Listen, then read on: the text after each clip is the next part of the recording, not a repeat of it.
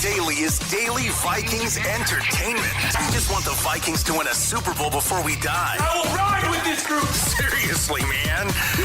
Please. And away we go.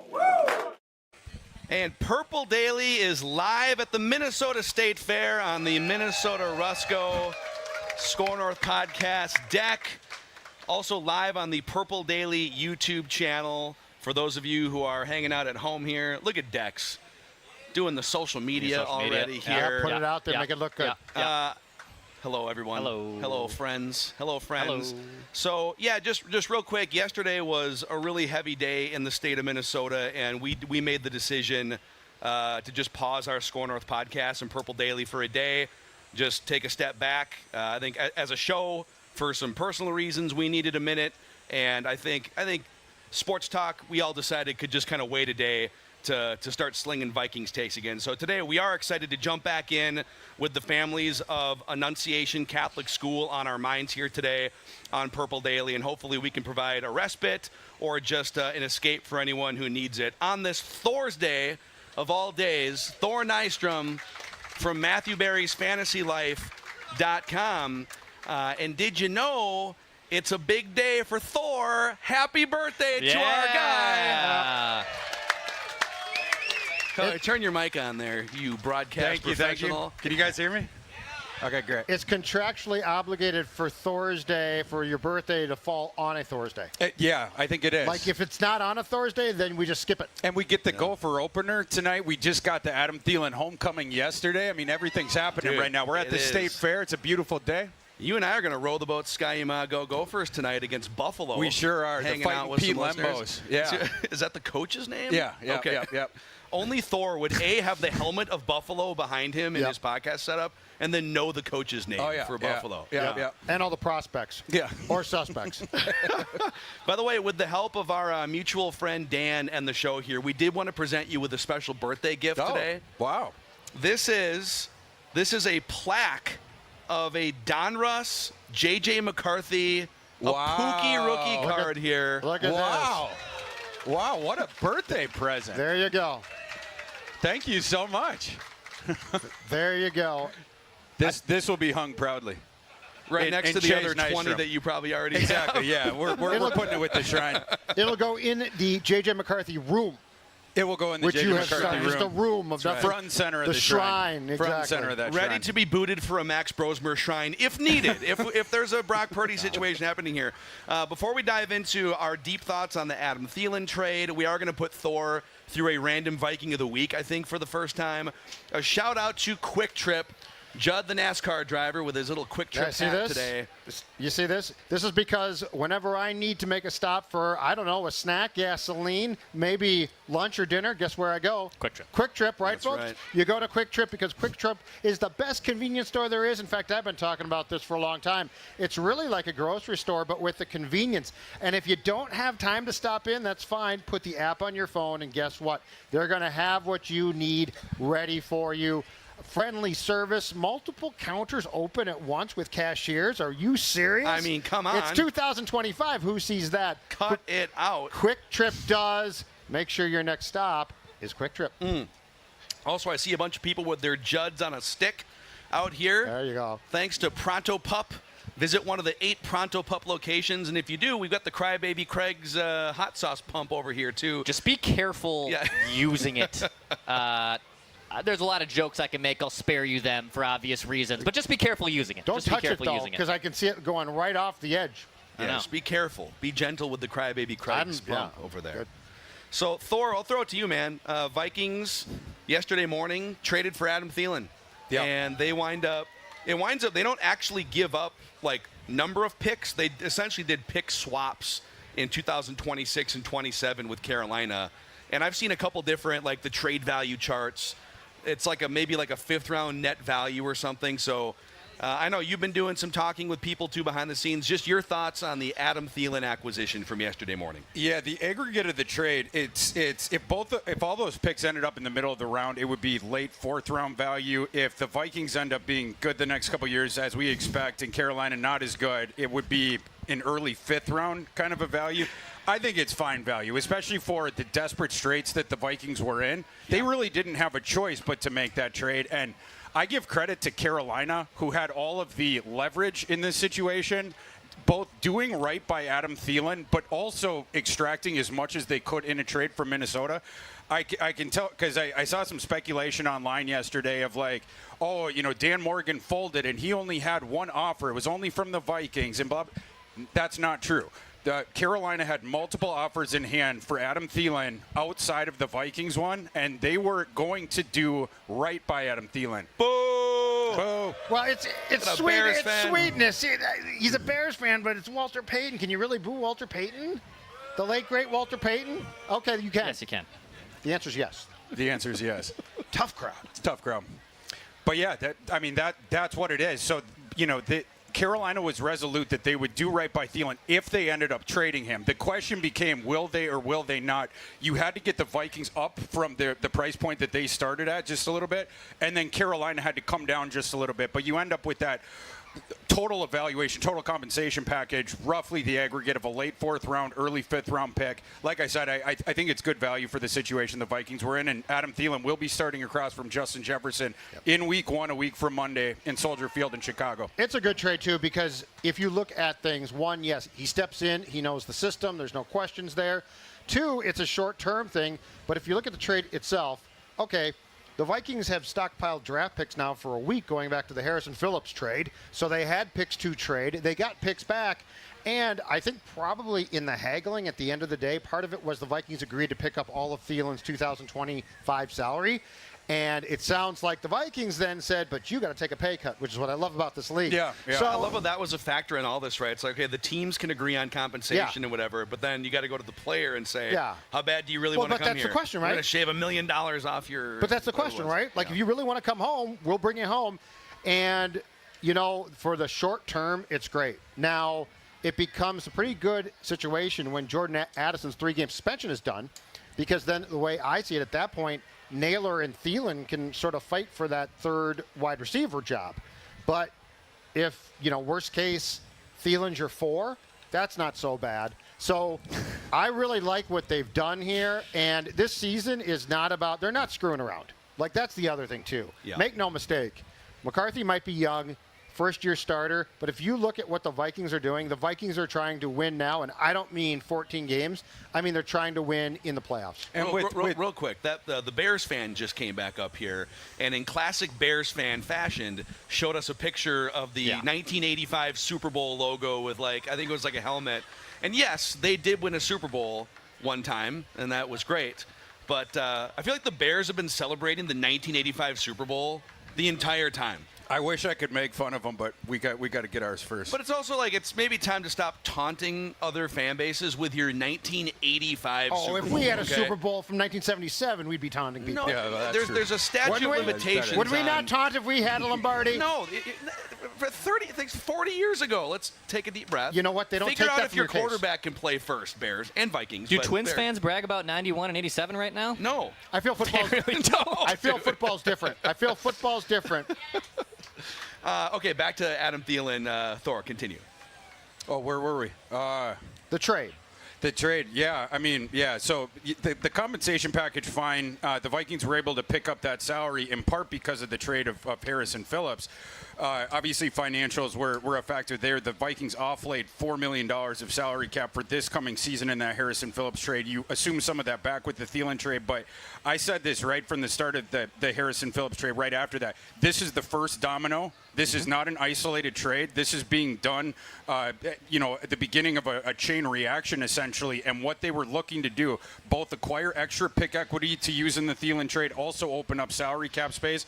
They were able to do that. And, Judd, to your point about Naylor and Thelen when Addison comes back and everything like that, I don't think that's much of a fight at all. With all due respect to Speedy Naylor, he had a golden opportunity to seize the wide receiver 3 job all camp long, and he couldn't catch the ball. And that's before he jammed his hand. And now his availability at the start of the season, is compromised.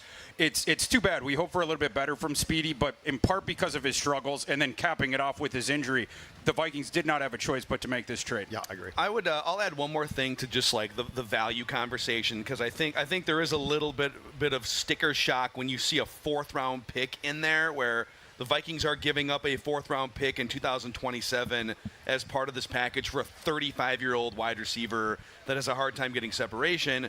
Now it balances out because of the other picks involved, but I think sometimes the right thing to do is drill down on, are you making the right value trade, especially during the draft? Okay, if we're going to move back 20 slots, we got to make sure that because it's all hypothetical players and undrafted, it's all hypothetical future value. In this case, I think you have to go off of feel more than anything else, which is you need another reliable wide receiver right now who knows your system, who has reliable hands, and ideally has chemistry with JJ McCarthy. And Adam Thielen checks all these boxes. They've been working out together the last 2 off seasons. So I even if it is a little bit of an overpay in terms of draft value charts, if Thelen comes in and he helps the Vikings offense hit the ground running, make up for the injuries and the suspension, has an immediate understanding of what Kevin O'Connell's offense does, and helps them start 4-2 or 5-1, nobody's going to look back and be like, well, I don't know, I feel like they maybe gave up 30 extra points in the, this is a move that you have to make a move like this with a week and a half left before the season. And you could not go into September 8th. Look at the depth chart. You could not. You had to do something, and you're close enough to the start of the season where you can't go get a guy who can't run your routes because it's too late. Like, the next time that you practice, it's going to be game prep. It's not like, hey, can I get the routes? I'll give you the best example of a Vikings trade that these days is now like, well, that really hurt. But at the moment was perfect, and it happened when I was right here at the fair on a Saturday. The Sam Bradford trade. The 2016 Vikings were going to be good. And Teddy gets hurt, and Sean Hill is the backup. And, yeah, you give first-round pick. Yeah, that hurt. I think it was the 11th pick at the end of the day. But the reality was you had too good a team to go in the locker room and be like, sorry, guys. And if you look at this team right now for 3 games, and unfortunately because Addison did something stupid, that's the price of it. But for 3 games, you cannot go into the locker room and say, okay, here's what we got. Justin Jefferson, he's great. Jalen Naylor's going to try to play, but his hand's essentially busted. So we don't know if he can catch the ball. And then we got 3 guys that were here for a reason that had nothing to do with actually being on offense. So we can quibble about the price. We can do this. We can talk about other options, but they had to do something. This team is all in. I'll continue to say it. You don't do what they did in March to now be like, well, I don't know. That's a bridge too far, that 3rd or 4th round pick. They are all in. Totally agree with that, and totally agree that they had to do this. A fascinating sort of subplot of this, you mentioned the Sam Bradford trade, which came from the Teddy Bridgewater injury. That trade ultimately allowed the Philadelphia Eagles to move up for Mr. Carson Wentz. And as the world turns, Carson Wentz, signed a couple days ago with Sam Howell, traded to the Eagles. You have a lot of parallels here. But, yeah, for your first year starting quarterback who's going to be taking his first NFL snap, my boy JJ McCarthy, a week from Monday in Chicago, you could not trot out Lucky Jackson, or who would have been the other starting receiver if you didn't make this trade. If Naylor is not ready to come back, we don't think he is. Who was it? Tim Nelson, who got cut by the way. Tim Jones, Tim Jones, Tim Nelson. Put some respect on Tim Jones' name. His name's Tim. You really didn't have a choice in those first 3 games, and so I like that it addresses that. It's a guy that knows the system, has played in it, has played across from Justin Jefferson, knows Kevin O'Connell really well, has rapport with JJ McCarthy, has come back the last 2 summers and has worked out with JJ McCarthy. Complimentary stuff there. Very, very good fit, and obviously the homecoming as well, and the fact that Thelen took a pay cut, that helped get that thing home as well. Both the draft coming to a compromise on that, and then the ultimate pay cut. Mm-hmm. Yeah. Can we also just, with Naylor, a hand issue? That's like a pitcher trying to pitch through a shoulder injury. What are we doing? Yeah. Like, I don't want a wide receiver who has a hand issue going into Monday Night Football or for the first few weeks of the season. They had to make the trade. And even like you look at some of the 4th-round picks they've made in years past. Kyrie Jackson, the late Kyrie Jackson, was a 4th-round pick in 2024. They didn't have one last year. Other guys on this list, Jay Ward, Caleb Evans, Wong Wu, Cam Bynum, DJ Wanham, James Lynch. I don't know, like some of these guys ended up being, solid role players for them, but I don't think giving up a 4th-round pick is going to cripple your future by any means. And just speaking to the compensation itself, we have sticker prices on these players. The market is, we get the information from the market. Devon Vele, who is a 27, almost 28-year-old, heading into his second-year wide receiver, was just traded for a 4th-round pick and a 7th-round pick. That compensation came from the Saints, who are the worst team in the NFL. So that's going to be the first pick in the 4th round, almost assuredly, and the first pick in the 7th. Would you have rather given up that for Devon Vele, or what is going to amount to a late 4th round, early 5th round pick in the aggregate with that pick swap? Easily, I would take the 1 year of Adam Thielen at that price over, I believe it's 2 years of Vele because he's on an undrafted, or 7th round. He's got 3 years left. Yeah.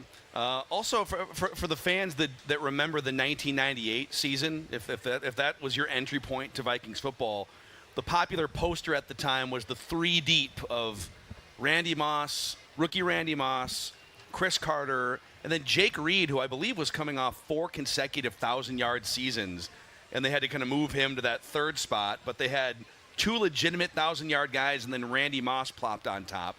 And it's funny, this got brought up earlier in the week on the show. The Vikings tried to market another iteration of 3 deep with Jefferson, Thelen a couple years ago, and KJ Osborne. Yeah. And maybe they might have tried a different one too at some point. Laquan Treadwell, maybe? Who, by the way, was just released by someone a couple days ago. He's out there. Titans. I can't believe he's still playing. But is this the closest iteration of a 3 deep when Addison comes back? Jefferson, Addison, and 35-year-old Adam Thielen. Can we market that as 3 deep or no? Definitely. I wouldn't do it. Well, I mean, it's He's not 35. analogous to 98, Yeah. but in comparison to the wide receiver 3s the Vikings have had in recent years, which have been trash, it is 3 deep. Yeah. I'm open to this, okay? Yeah. Thielen comes in. You got him for 3 games. He's going to play a key role. Yes. Then after that, go back to training camp. Jordan Addison and JJ McCarthy looked The rapport. phenomenal Yes, together. yes. So, and I'm sure this discussion's been had, but after 3 games, the conversation, whether Thielen's 3 or 4, is do your job. Mm-hmm. We're going to have you do your job.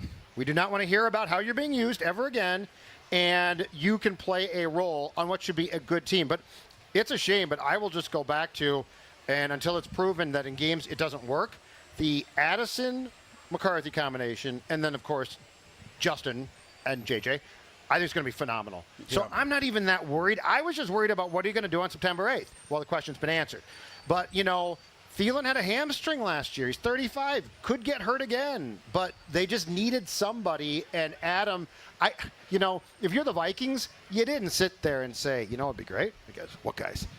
Bring him back home. The Detroit Lakes kid. The Vikings said, who knows our system, who can play our system, and who's a professional. Yeah. And that's him. So, like, as great as the story is for us as outsiders, as fans, I think the reality is in the building, it's we need you for 3 games, and then after that, you know, let's see where things fall. But there is a marketing angle to this in that every NFL organization is also looking to make money.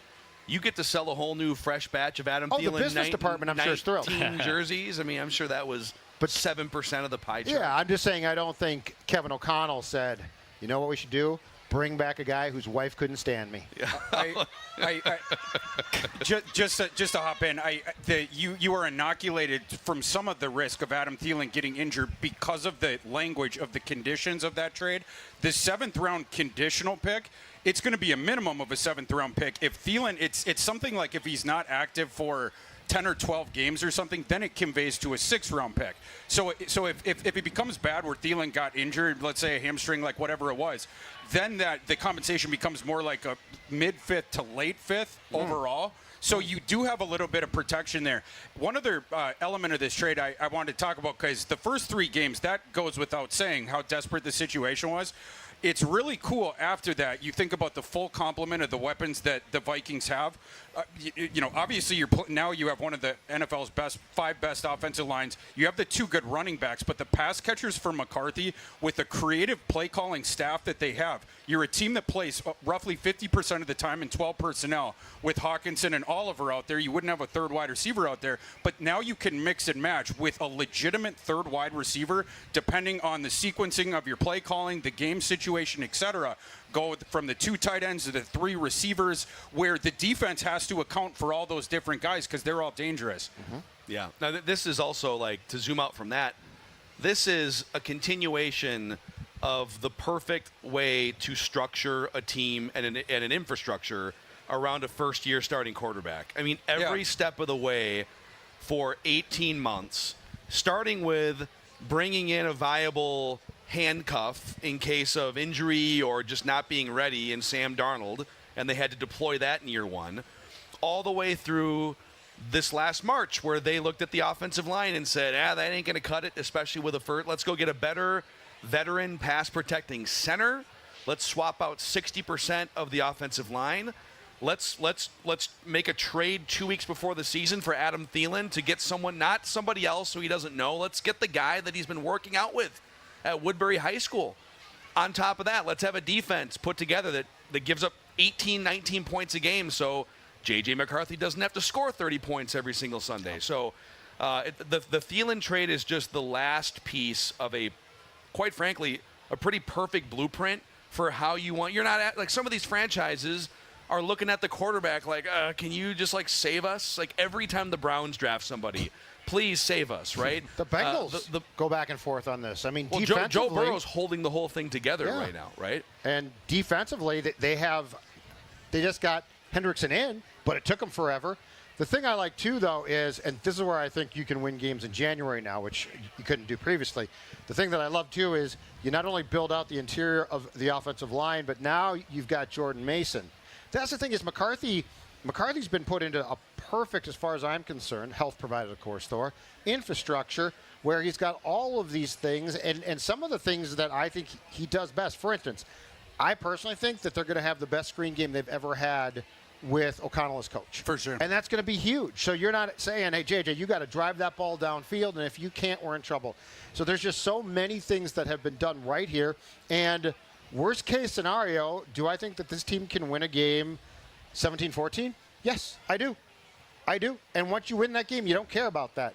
And quite frankly, in the playoffs, sometimes you got to win those games. Yeah. Like, can you win ugly? I think the answer for the 2025 Vikings is yes, you can. So instead of this, it should be high flying, it should be this, it should be that, I think now you have created if you play in, for instance, bad weather. Yeah. I like the Vikings' chances, and they don't play a lot of these, but I like the Vikings' chances to win a cold weather game now better than I have in years. Yeah. Yeah, you can establish a run now in a way that you couldn't before. You have the quarterback's legs as well, which we haven't had in the offense in the past. I think they can win the ugly, low-scoring games this team. I also think that they can engage in firefights. If the game gets into a shootout, they're going to be viable there too. It's not a team that needs to win one way. So, yeah, it's interesting. I was going to ask you boys, I mean, Kwesi still has 11 picks in the 2026 NFL draft, even after the Adam Thielen trade. In my opinion, you still have this one more roster hole, which we've talked about for a couple months. I think they need another playable cornerback. Yeah.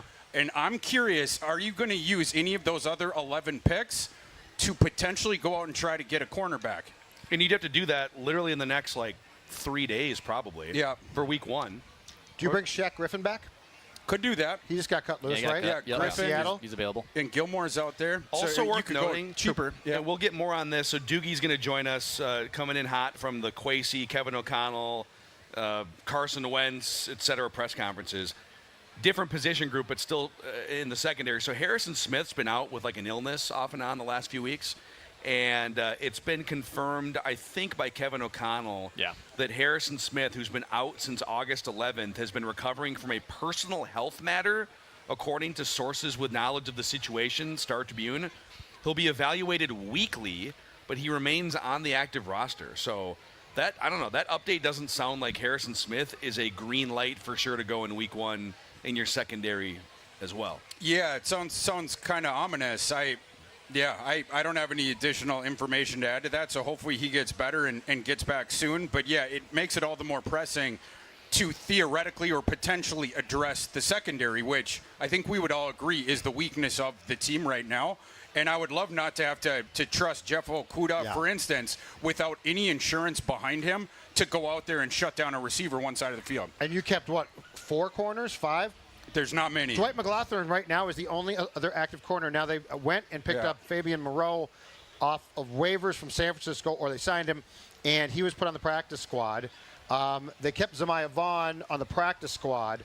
So Moreau actually played in some games last year, so he probably right now is the activation or the guy that's brought up for the game against the Bears. So if Harrison Smith can't play, and of course we all hope he's okay, against the Bears, you're talking about what? You're talking about Metellus, you're talking about Theo Jackson and Jay Ward. I will say, in watching training camp, it does appear the confidence in Jay Ward is higher than it's been previously, and he is sort of cross-trained in some of the stuff Josh Metellus does. So if Harrison Smith does not play, I would be curious if Metellus would spend the majority of the game at a deep safety, and Jay Ward might mix in.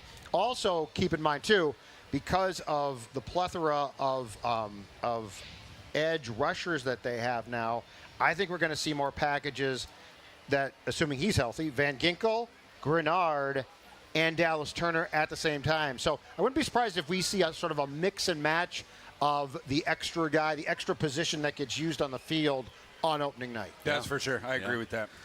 Hey, okay, before we get into some other 53-man roster-related things, are you ready for a random Viking of the week? Yeah, let's Thor? do this. Have you competed in this before? I don't think you have. I don't think so. This is my maiden voyage. Oh, I thought you did once and one. Okay. So this is it's gonna be a 3-man weave here with Judd giving the clues. It'll be Thor versus me versus Dex in just a moment here. A couple things first as we sit here live at the Minnesota State Fair on the Minnesota Rusco podcast deck. In a week from today at Running Aces on Thursday, September 4th, it's our next Purple Daily Unplugged event. It'll be a season preview event. Check-in at 5:30 at Running Aces. Podcast starts at 6:30. It's a free event. We've done like probably 5 of these, and they're super fun. And it's just a great, just kind of a casual podcast, talk about the team, meet some of the listeners. It is free, but you have to RSVP to attend by going to purpledaily.com/unplugged. purpledaily.com/unplugged.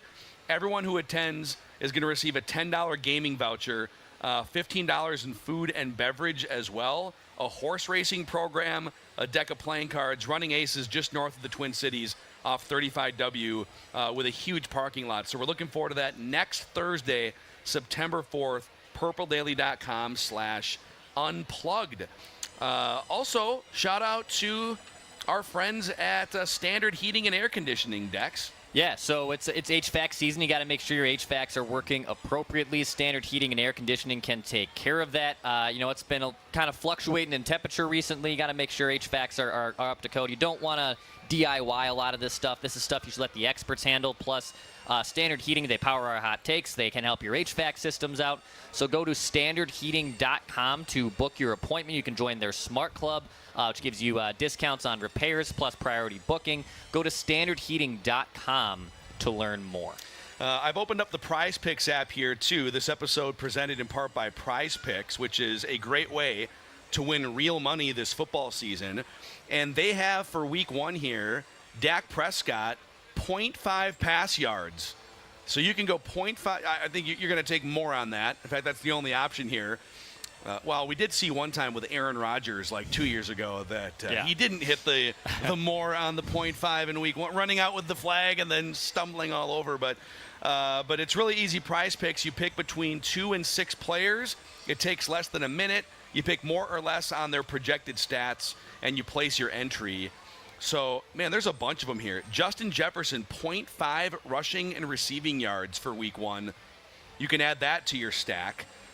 Prize Picks offers Venmo, Apple Pay, MasterCard, and more. Download the Prize Picks app today and use the code PURPLEDAILY to get $50 in lineups when you play just $5. That's code PURPLEDAILY on Prize Picks to get $50 in lineups when you play just $5. Prize Picks, Judd, run your game. In fact, I'm going to run the game right now. Yes, you are. I'm going to run the random Viking game. Do we have standing updates before we start? Yeah. So, Judd, you have won 7. You're actually on a heater here. Wait, why is Judd giving the clues? No, Sam Howell was the one. Oh, Sam Howell. I didn't have that in there. Thank you. Yeah, no, my win streak ended 3 days ago. It was a 4-game win streak for Judd, and then I snapped it with Sam Howell. Came to an end. So I have 9 wins. Judd has 7 in the rebooted version here. Declan only 1 win. Yeah. So Declan's looking to get back on the board here. And Thor also looking to tie Declan with his first career win here in Random Viking of the Week. So no Googling. So Declan and I do have the list of already used random Vikings. If Thor guesses one of those, it doesn't count because he doesn't have that list. Or at least we haven't. We could have emailed it to him, I guess, but here we are. Okay. So Judd's going to throw out the clues. We get up to 3 incorrect guesses each. You can shout out guesses whenever you want to. Are you ready? Ready. You boys set to go? Are you ready? Okay. Yep. Okay, I'm here we ready. go. I've got the clues on my phone because I don't trust any of you not to try to look on my computer. Declan would be impossible. Thor and Phil could cheat. And, Phil has been accused of cheating. I can't prove it, but he has been accused of it by listeners left and right. Seems unfair. I'm like any big dynasty football team. Yeah. The Patriots, deflating footballs. No, they're just better than you. Yep. Okay. You've been accused of actually, when I'm doing the clues, having a film guy right behind my back. My Connor Stallions. Exactly right. My deflator. Okay. Bob the deflator guy. First clue, gentlemen. This random Viking, he's now an NFL assistant coach. So he is now still involved with the game in the National Football League.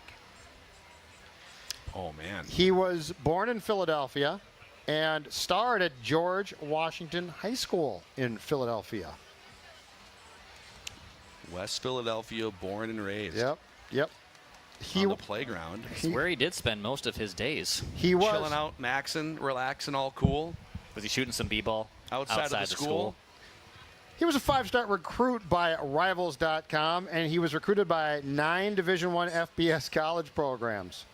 5-star recruit. 5-star Wow. recruit by Rivals, and 9 Division I programs. So I kind of had a guess, but I highly doubt this man was a 5-star recruit out of high school. he was the big man on campus. In fact, his last high school game came in the U.S. Army All-American Bowl. So one of the respected all-star games, I believe. Right, Thor? It is.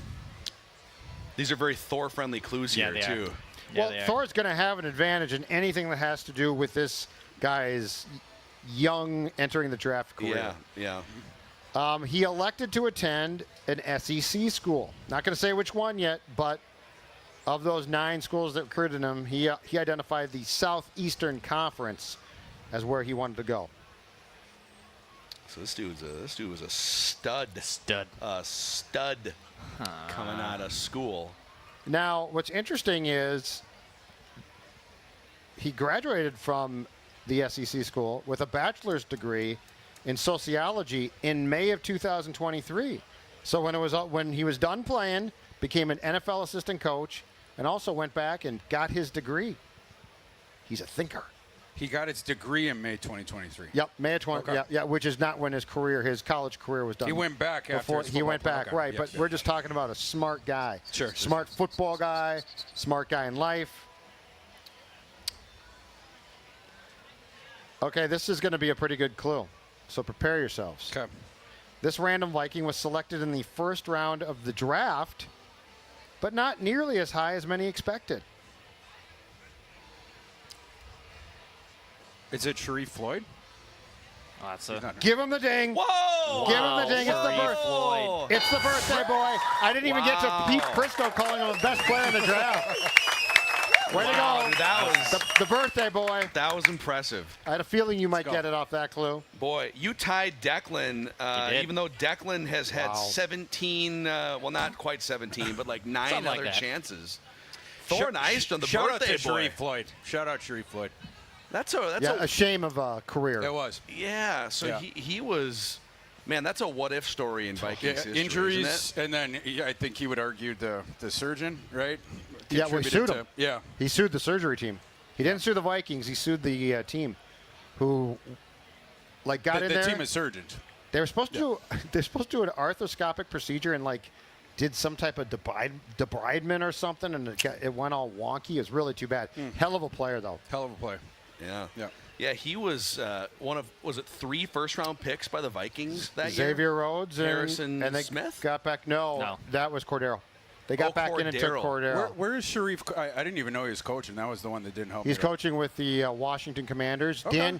Dan Quinn had him on his staff in Dallas, and took him to Washington. He is an assistant defensive line coach. Good for sure. I was sniffing around Sean Mannion until you said first-round pick and Wow. and 5-star recruit. Well, he's with the Packers, right? He is? Yep. So that's where I was like, Okay. is this Sean Mannion? But then a That's couple one other of the clues. first times in human history someone Yeah. has said the words, I was sniffing Sniffing around, around yeah. Sean Mannion. And I sort of don't want to know another thing about that. That's so. okay. Yeah, no, don't ask more I was questions. sniffing around Sean Mannion. Anyway, nice work. Thank you. Nice job. Thank Thor you. Nystrom dominating the random Viking of the Let's week go. there. Let's go. By the way, we do have a microphone here for some Ask Thor Anything questions. So if you've ever wanted to ask the master, the man himself, Thor, a question about football, the Vikings, or life, don't be shy. Come on up. That is an open microphone there. Other thoughts? So the Vikings 53 seems very, I don't know, not unstable, but just they've got like Ty Chandler and Xavier Scott in the running back room right now. Yeah. I was they surprised kept they didn't- 7 UDFAs. I was surprised they didn't make a claim at running back. There was a couple running backs that I like, including Damian Martinez, but he wasn't the only one. There were some other teams that our boy Rocket Sanders, we talked about plenty this spring, was claimed by the Browns. Right. Yesterday. But yeah. they've got the higher claim, too. The Sure. Vikings aren't in great claim But space. Damian Martinez didn't get claimed. Yeah. Yeah. Well, we slipped through. a few things surprised me. The Chandler one, I fully expected him to be cut, which would have left 3 guys from the first 2 crazy draft Do you classes. think Ty Chandler would be on the Week 1 roster? I think he'll be inactive, probably, but I think he'll be on the roster. I think he is a placeholder for C.J. Ham, who's going to miss 4 games. Yeah. And the only reason why he might be active is I wonder if they trust him enough to be the other return guy. So Ty Felton, their goal is to have Ty Felton return kicks, but you got 2 guys back now, and basically that first job is to, if you're the blocker, it's the most dangerous job because you're flying at guys and you're almost certain to be concussed eventually. And I wonder if that's the Ty Chandler job. They're just I'm serious. It's like- sacrificing him. I'm serious. It's not a good basically. job. It's like the most dangerous job left on kickoffs. Yeah. And the other shocker, I guess, at least to our untrained eyes, mine especially, Gabriel Murphy not only did not make the 53, he went unclaimed through waivers and comes back to the Vikings practice squad. So what's the word there? That obviously there's a reason why he wasn't drafted. He was a little undersized. Is it that he's kind of a one-move pass rushing specialist and they don't love him in the run-stopping game? Is that? I'm going to guess special teams. Yeah, that too. That's the only thing that I could figure Yeah. is special teams. You have a low ceiling there because of the lack of measurables, because of the short arms, and then you don't have as much special teams utility as, for instance, the guy who just stole his job, Chaz Chambliss from Georgia. Yeah. That guy was a core special teamer at Georgia, the highest level of college football, for 4 years, the last 4 years, and he does give you run defense utility and a little bit of move utility for Flores' defense. Now, I think it's led by the foot of his special teams, of course. I think that's what they're envisioning for him. But he does cause some problems in run defense. The pass defense of Chaz Chambliss, that's where I sort of, what lowers his ceiling considerably. We did not see him a lot in coverage in college. He had like 120 coverage snaps total, like something like that. And pass rushing here and there, like he showed a little bit. Last year he did technically tie for the team lead at Georgia in sacks. I wasn't too impressed with his pass rushing, but you have the run defense utility with a guy that projects as a core special teamer. And in training camp, he also was used on and off ball. Like Gabe Murphy is on ball, and he's going to rush.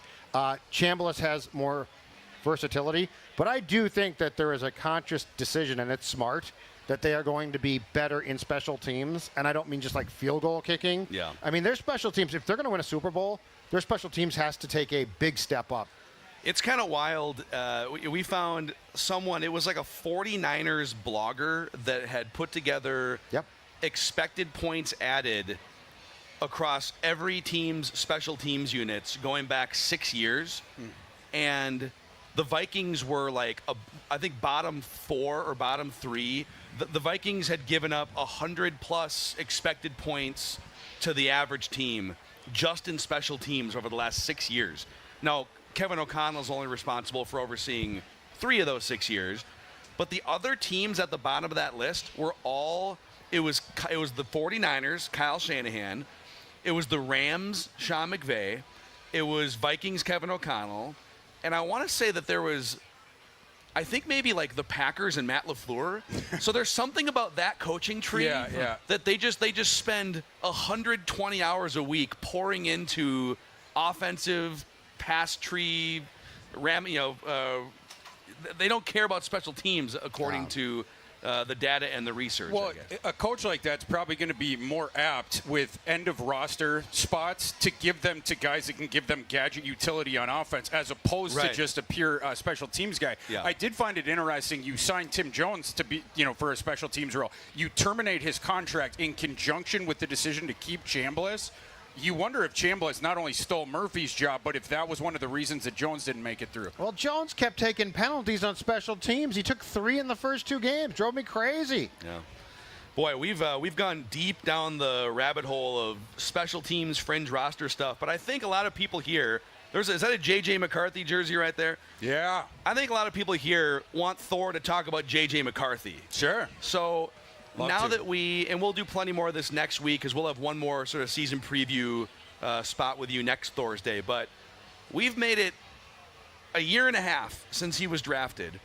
And even a couple more months before that when you started really looking at him before the Vikings ever drafted him saying, no, this is going to be like a top 5, top 10 pick caliber player.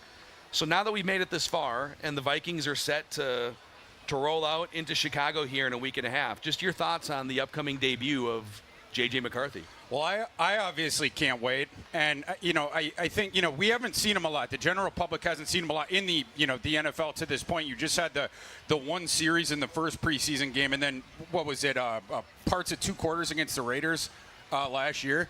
But the indications that we've gotten out of camp, I mean, not just the observations, when we've been able to see him, but the indication from the team, from the decisions that they've made, the roster moves that they have made, it shows a lot of confidence in that kid. They could have gotten aggressive with the quarterback too. They never did, right? I mean, they toss a contract at Daniel Jones or whatever, and then he decided he wanted to get the starting job. After that, they pretty much just folded their hand of being aggressive with the QB2 thing. It's like, we'll use the resources that we were planning to give to that and reinvest it in the rest of the roster. Right. Now your QB2 is a street free agent signed for the veteran minimum on, was it August 25th or something like that, in Carson Wentz. Your QB3 is an undrafted free agent, and the usage that they gave JJ McCarthy in the preseason is indicative of a coaching staff greatly believing in a player and knowing that this guy is super valuable for the contender that we believe we are this season. We're not going to risk anything. Mm-hmm. Yeah. Should we take some questions here? Ask Thor anything. Hey guys, how's it going? What's going on? Well, Elijah, right? Yes, sir. Mm-hmm. How are we? I had a question about the who gets priority on the waiver wire, because I've been hearing that in the Titans game, the announcer said that the Titans are going to use the waiver wire like a second draft because I guess they get first priority. Yep. And I was wondering how does that actually work? Is it the same as the draft, or is it a different criteria? How does that work? Until the season starts, it's the last season, so that's why the Titans had high picks. And then once the season starts, and I don't know if it's a few weeks or I think it's a few weeks in when it resets. They reset it constantly then. But it's inverse of last year's record. Yeah. Yeah. Okay. But if the Vikings now would not have a great pick. Right. Now, if they don't get off to a good start, that will eventually change. But yeah, as far as the end of training camp, when a bunch of guys get released, it is like the draft, and it's in the order of how bad your team was to the best teams. Okay, gotcha. Cool. Thanks. That's it. That's it? Easy enough? Yeah. It. Thank you. Coming up, what's your name and what's your question, man?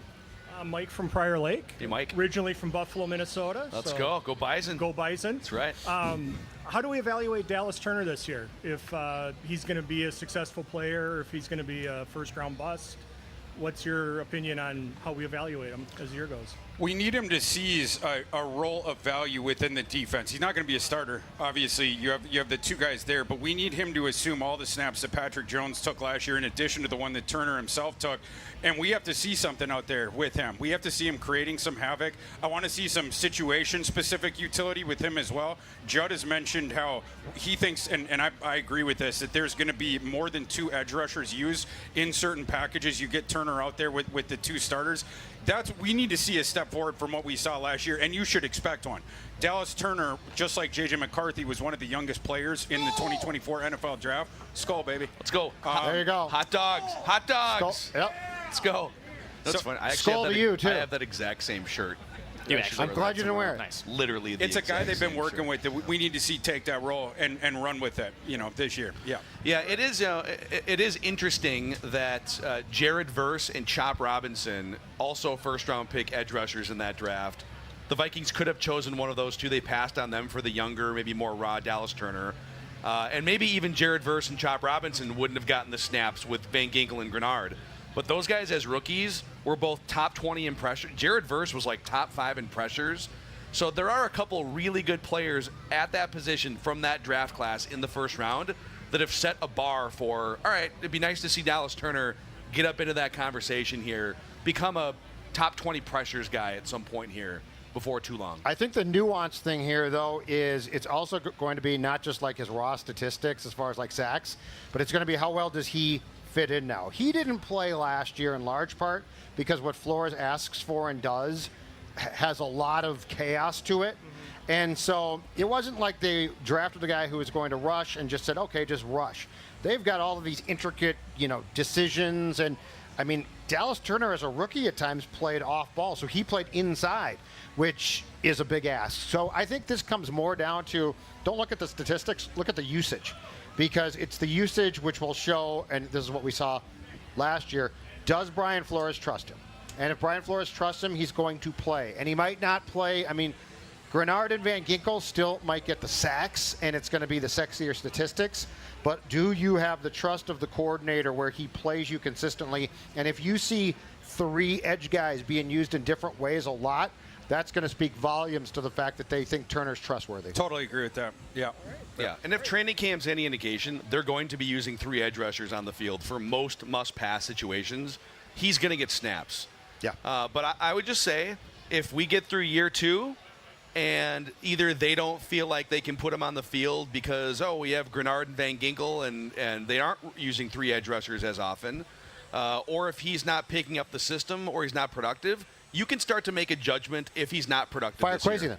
I'm not firing him. I'm just saying, all right, if it's not a fit after 2 years, Yeah, no, he's gotta play. that warrants raising an eye. So we Absolutely. got to get going here. He's got Gotta go. He's got to play well. I think in year 2, it's fair. Yeah. Agree.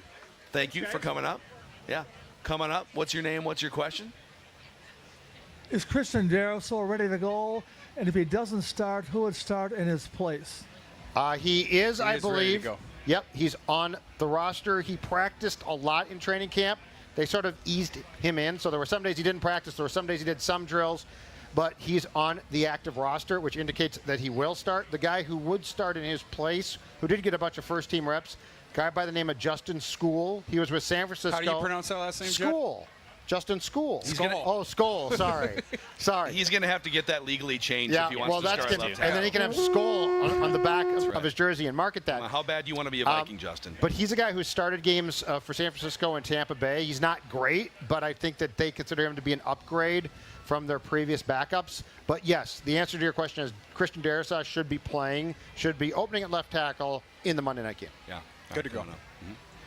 Howdy, gentlemen. Alex from Prior Lake as well. Just calling, want to let you know, not let you know, want to ask, for us degenerate fantasy managers, what rookies do you think are flying too low below the radar? Oh, good question. Well, my super sleeper at wide receiver is Isaac Tesla from Detroit. I love Isaac Tesla's game, and they just traded Tim Patrick yesterday to open the job for him. They've been manufacturing touches for him, and I know that he can get downtown 6'3.5", 210, and he's got legit speed, 4.4 speed, and get up off the carpet. So he's one of my favorite ones. Everybody knows Ja'Cory Krosky-Merritt, right? I mean, after the Brian Robinson trade, he would be another one, but he's starting to go, pretty high. But yeah, those are two that I would toss out. Another deep wide receiver sleeper is Torrey Horton from Seattle, who's a guy that I said it in the moment. I felt the Vikings should have drafted Torrey Horton over Ty Felton, and it turns out they could have done it a round later. but Torrey Horton's good, and the Seahawks do not have a lot of boundary receivers. I think they just got rid of Valdez-Scantling as well, didn't they? did. Yeah, he's available. And the top two, it's JSN and then Cooper Kupp. Cooper Kupp shouldn't be playing on the boundary anyway, and Seattle likes playing 12 personnel, so they need another boundary receiver. So Torrey Horton could start quick and have a good rookie year. I think Jamar Chase is someone to watch too, if you're just making notes for your Thor's like, good question. I'm not sure. Hey, here's 4 names. let me think about that for a second. Yeah. And then how many McCarthy leagues do you have this season? I own McCarthy in a decent amount of leagues, although it's annoying in my spot because when I go into a draft, everyone's just talking about, when are we going to snipe him on JJ McCarthy? So I kind of pull my hair out. But yeah, I got him in a couple leagues. Awesome. Yeah. All right, thanks. It's been an honor. Thanks for coming up, man. Yeah, ask Thor anything. Let's keep it rolling. Bobby from Farmington. And first of all, hey, fellas, love it. Love your show. Great work. Thank you. Little selfish question. Thor, looking ahead to next year's draft, anyone from Iowa State that we should be aware of? Yes. Former alum or Iowa State alum. Dominic Orange, big citrus in the middle there for Iowa State. Their big defensive tackle, a nose tackle, who I think would be a really good fit for the Viking system. Dominic Orange is impossible to move when he doesn't want to be moved. There was a play, Iowa State opened in Ireland last Saturday against Kansas State. There was a play where Kansas State was in the red zone, and it was a 4th and 1. They triple teamed Dominic Orange, and the 3 dudes couldn't move him back. And so a flowing linebacker essentially just came through a free gap and stuffed the guy behind the line, and it flipped the field. Iowa State ended up winning a close game, but he is an elite collegiate run defender, and I've been impressed that he has started to give you a little utility as a pass rusher. He's never going to be like a John Randall kind of pass rusher. That's not his game. But he can at least give you a bull rush, and he throws heavy hands, but also quick hands. Oh. So you get Heavy hands. Yeah, he converts speed to power basically, and he's just looking to push the pocket. But that has utility in the NFL as well. And the fact that he's already shown I might be able to stay on the field for passing situations in the NFL, that raises the bar on him too. I think right now you're probably looking at a guy that's going to go early second round. That's where I think he ends up, but we'll find out. But I think he's a good fit for the Vikings and needing a nose tackle, obviously moving on from Harrison Phillips. Nice. And then one more, Rocco Beck. I don't know if he's going to come out this year, but where does he kind of look at? Yeah, Rocco Beck, for people out there that don't know, Iowa State starting quarterback. He is the son of former Jets tight end Anthony Becht. As you know, we saw Anthony Becht and his wife in Ireland on Saturday for that game. Rocco Becht is interesting. He reads the field well. As you know, he makes good decisions. He's not the most athletic dude, and the accuracy, I need to see it improve. But I know that they love his leadership. I know they love the way that he sees the field. And there has been some evoking of Brock Purdy with those two traits in particular. I think he needs to grow some more before we start, tossing that at him. But we'll see this fall. He definitely has ability, and now he has a lot of experience there as well. And like I said, I like how quickly he reads the field. Thanks. Who's your favorite MAC conference MACtion player to watch this year? Daquan Finn, going back to Miami of Ohio. He had a good, he was good back in the day when he was at Toledo. Then he went to Baylor, and Sawyer Robertson got him on the bench last year, but now he's going back there. I'd probably say him. Can you name a player on Vanderbilt? Oh, Diego Pavia, yeah. That's Diego too easy. Pavia, the star of the SEC Netflix thing. The rousing upset of Alabama. They tore the goalpost down. They were carrying it down Broadway. Yep. At night there in Nashville. I remember that. Yeah, Diego Pavia, he's my boy. There you go. Eli Stauer is a tight end for Vikings fans to keep an eye on as well. He's more of like the H-backy kind of a guy, big slot. But yeah, he's probably going to be a day 2 pick in April. H-backy. I'm going to start using former that word, 4-star quarterback signed with Texas A&M. Wow, dude. What's your name? What's your question? Clayton from Litchfield. Happy birthday, Thor. Thank you. You may have covered this in a show already. I may have missed it. But what is the largest component to JJ McCarthy's skill set that says he is ready to lead this franchise to not only a Super Bowl victory, but for the next decade and some? Thor, real quick, we have breaking JJ McCarthy news to go with this question. He was just named one of the team captains by Kevin O'Connell today. Another indication. Really? Oh, that was happening. Wow. Okay. Oh, that was happening. Okay. Yeah. Hashtag leadership. Let's go. Yep. Hashtag you love to see it. Well, guys like it. As far as the thing, okay, so with that, like in particular, the thing I would point to that we have already seen on the field is down the stretch in 2023, the NCAA was going after the Michigan program. They had suspended Jim Harbaugh twice that season. They kicked Connor Stallions off the staff. Michigan was under an active investigation, and half the regular season games they played that year was with an interim head coach. I've made this point before, but there's only one team in the country that we know in 2023 down the stretch was not cheating. That was the Michigan Wolverines. They couldn't because they were under the active investigation. JJ McCarthy only threw one interception from late September on after the Bowling Green game. He threw 3 in that one, but that was in early September against the MAC opponent, and then only one the other 12 or 13 games where you played the gauntlet schedule.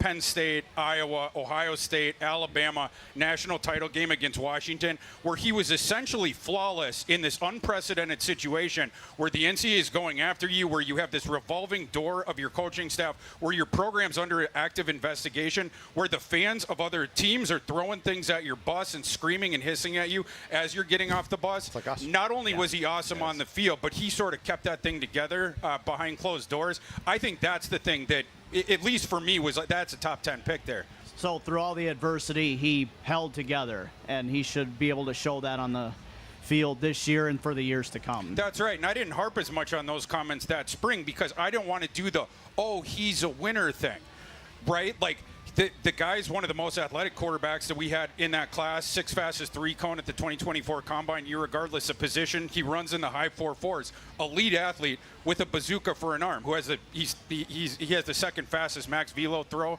in the history of the NFL Combine. So this guy's got all the tools that he needs, but he's also the winner. But you know what I'm saying? I'm excited to watch him prove the naysayers wrong. Skull to the bowl, guys. Agreed. Awesome. Thank you. Greg Cosell just texted, disagrees with everything you just No, said. now That's he fine. agrees. Now he agrees with everything. Greg Cosell is now on board. I guess I didn't watch the right film. It took him a year and a half, but he got there. We got time for a couple more Ask Thor Anythings, and then Doogie's coming over from the Kevin O'Connell, Kwesi, Adam Thielen, and Carson Wentz press conferences with a boatload of information. But what's your name? What's your question for Thor? Hey guys, my name's Dylan. I'm from Blaine. Dylan. Thor, What's up, Dylan? happy birthday. Thanks, man. Appreciate it. I'm jealous of the card. I should take that from you. I would love it. It's my birthday present. I don't really have a question here, but I have a hot take. Okay. And it's a two-part hot take. First one being Jordan Mason. I believe in our O-line this year. I think he's going to go for 11-plus touchdowns in the regular season. Yeah. And then we'll be taking it to the bowl.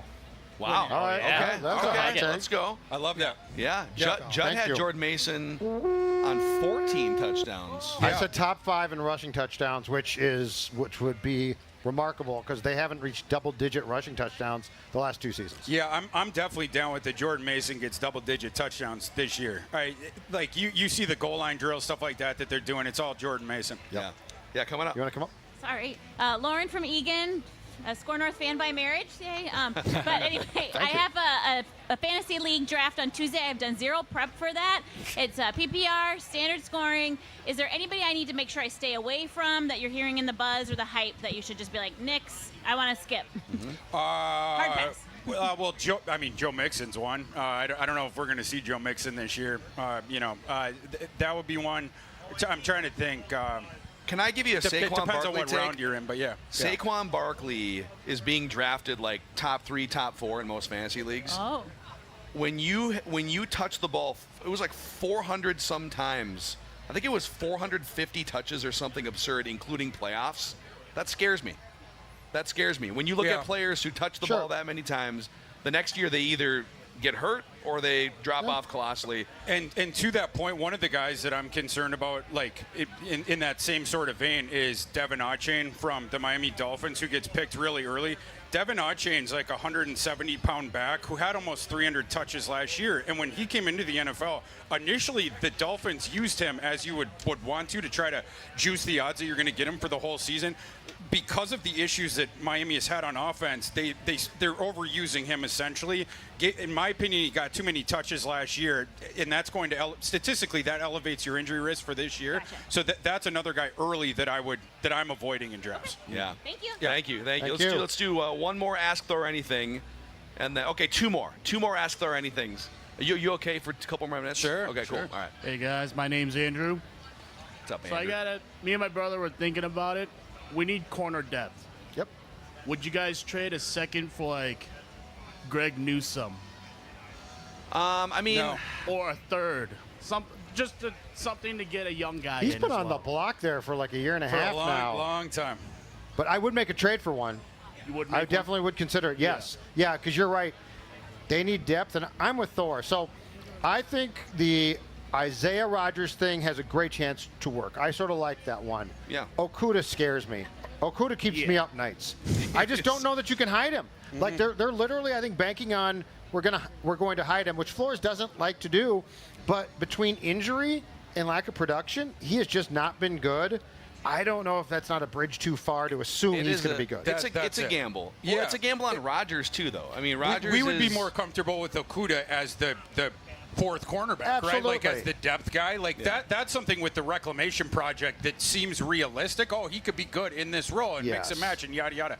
But yeah, trusting him for full season snaps as a starter, we've never seen him be good in the NFL. And he's been hurt so much. And on Rodgers, that's a good point. I agree he's a gamble, but I feel like he's a guy that they're saying, hey, we've seen stuff on film and no one's given him a chance yet. Yeah. Okudah's gotten a chance. I like Rodgers. It's just the cornerback across from there. Yeah, I think they need another playable cornerback. To your point. Thank you, man. If you could, who would you trade for? Oh, well, I mean, this depends on. This is going way. Are you going above big game hunting? I'm going. Sauce Gardner would be the guy. Like if I could get one. Remember, there was some fun little back and Yeah, but forth he just signed the between extension. Sauce and Yeah, Purple that's Daily not going to audience. happen. But like if it's a pie in the sky, They could go big game hunting at the deadline. Like I would say, if they're going to do that, that's probably back in the day. Was that 2019? Jalen Ramsey from Jacksonville to the Rams. Yeah. Mm-hmm. Like you could look to make that type of trade again with all the draft picks. Yeah. If you've gotten off to a good start, you get to the deadline, and now it's like we're okay at corner, but we're not great. I think that's where you're talking about a name where we would all be like, oh, whoa, that's a big trade. Yeah. All right. Thank you. guys. Thank you, man. All right, one more Ask Thor anything. What is your name? What's your question? You have a mind like a computer. My question to you is, when did you start collecting stats on players? Honestly. this is my aunt Roxanne forever. Who let's drove go. down from Ely today. It was at birth, and you know that. It was from a very young age, as you know. I've always been obsessed with this, so it's very cool to be able to do it for a living. But Your mother said you were 4 years old when you started writing on scraps of paper. oh yeah, doing my mock drafts downstairs. Well, you yeah. do a heck of a job, man. Happy birthday, Appreciate too. it. You're awesome. Yeah. Thor Nystrom, Matthew Berry's Thank you. FantasyLife.com. A happy Thor's Day to all of you who clearly celebrate. And Thor, we'll see you next week, man. And oh, by the way, you can catch Thor every week on the brand new Gophers 101 podcast. Oh, yeah. On the Score North YouTube channel and on Apple and Spotify. Yeah, So, and if you see Phil and I at the stadium tonight, the opener against the Gophers, come and say hello. that's right. As you're tearing apart the Buffalo players, you're like scouting the Buffalo. That guy stinks. Yeah. Drake Lindsay, let's go. All right, Let's Doogie's see going this. to jump All right. into a Thor ya. seat here in just a moment. It's by the way, thank you guys for coming out here. Another hour left of Purple Daily live on the Purple Daily YouTube channel. It is really it's fun just for us because we sit in our little studios and do this show every day. And we talk to each other and we get the interaction through like the comments, but to actually meet you guys in person and it feels like we have thousands of friends that we've never met before.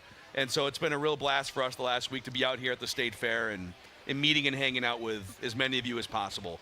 And we're back out here tomorrow, too. Tomorrow's our last day at the Minnesota State Fair this year on this Minnesota Rusco Score North podcast deck. But it's a been blast, great, man. though. Yeah. It's been great. For what we came out here to show 5 years back in the day, like a lot of years back in the day, and the support now is just so cool. Yeah. And the community, too.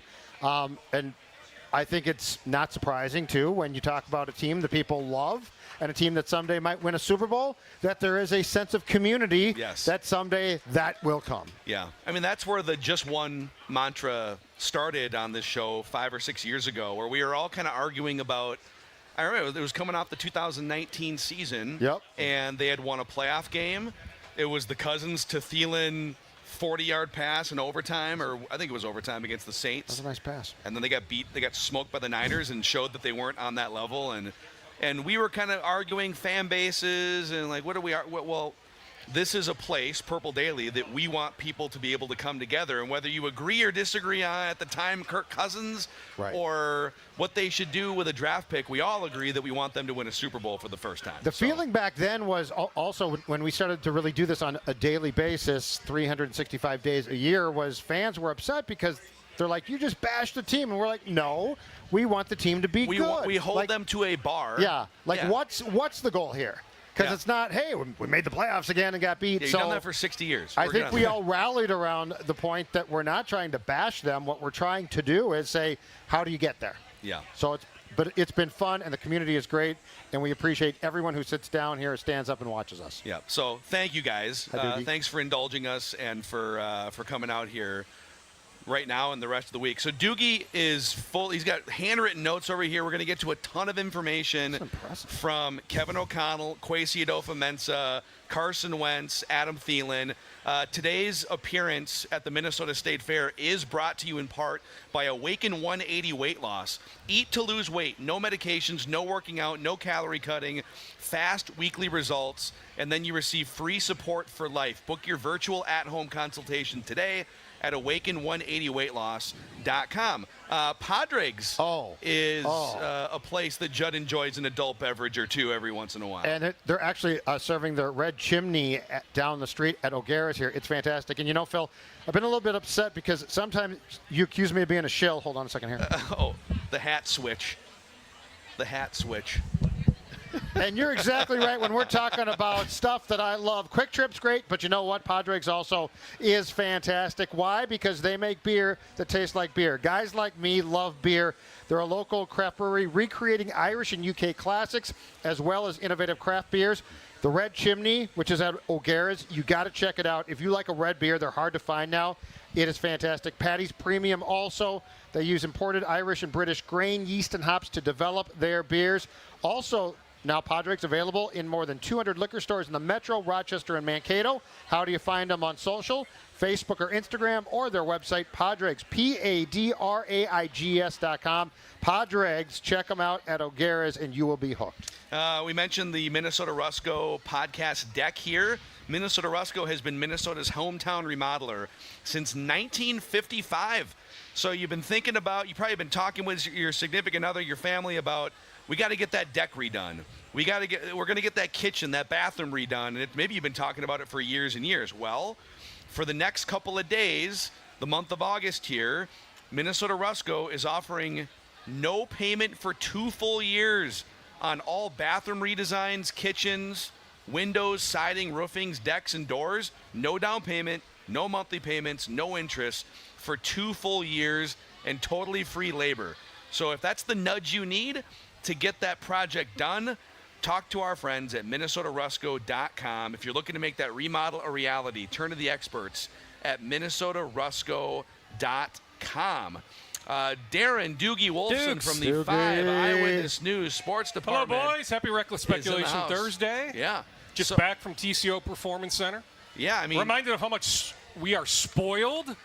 I left Egan at 12:40. Okay. Well, we have this beautiful shuttle service at Hubbard Broadcasting that literally drops us off at the entrance. So that's how I'm here at 2 o'clock. Yeah. So very grateful for that. So you're here, and you talked to Kwesi. Kwesi talked to you and the assembled media, Kevin O'Connell, Adam Thielen, Carson Wentz.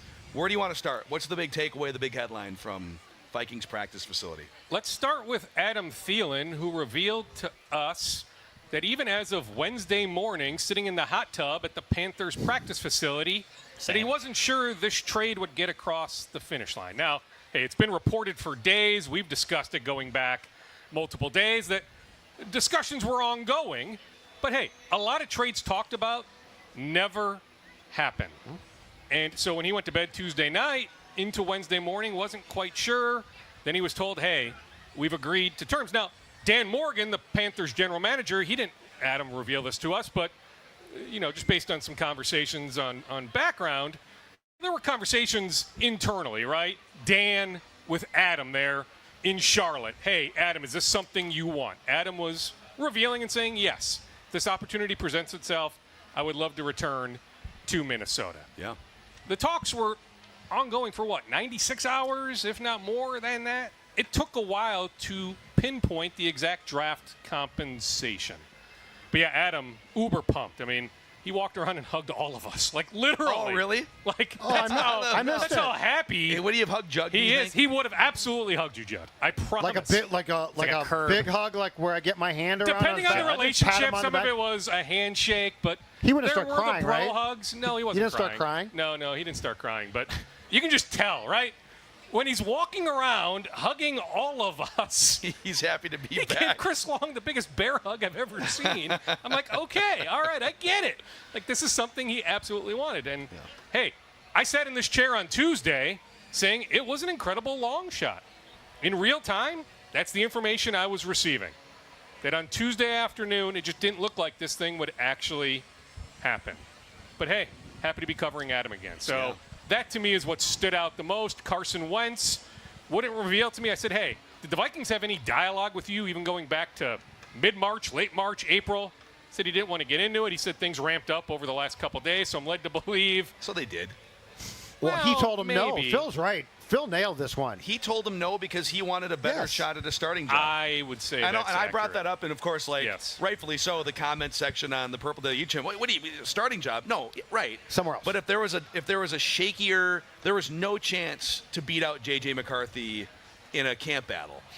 Daniel Jones took that Colts job because it was kind of a coin flip, if not Daniel Jones. I'm sure Wentz was looking for something a little more tenuous until you got to August. Yeah, I mean, you And wait. here we What go. if Joe Flacco, at his age, rips up whatever ligament in mid-August, The New right? Orleans Well, the Browns Saints, weren't going to turn to Shador Sanders or Dylan Gabriel. Right. So in that moment now, maybe they would have turned to, in that moment, Kenny Pickett, but we now know what they thought of Kenny Pickett when they decided to move him. So, yes, I think it's easy to decipher that Carson was waiting to see if a better opportunity in terms of playing time presented itself. It didn't, so why not return to this area? And he said, hey, he grew up a Vikings fan, loved Brett Favre back in the day. He cited the 09 run specifically, but the Vikings were his team growing up, 4.5 hours from here. What's the update, because it sounded a bit ominous just reading it on Twitter, on Harrison Smith, who hasn't practiced since like August 19th? So you read between the lines of what Kevin O'Connell told us. Week 1 is absolutely up in the air. I can tell you, I just texted with somebody close to Harry 35 minutes ago. This is not a mental health issue. This is a personal health issue. He wasn't placed on that reserve designated to return list like C.J. Ham. It's a knee issue, by the way, with C.J. Ham. Okay. Short term, Tyler Batty also a knee issue. So those two guys on that reserve designated to return list. But when it comes to Harrison Smith, personal health issue, his status to be determined. But I will tell you this, I think if he was absolutely a lock to play in 10 days, I think KOC probably says something along those lines. So I guess I put him in the group of, Jalen Naylor, right? To me, Jalen Naylor is going to be questionable for week 1. At this point, to me, Harrison Smith is questionable. Okay.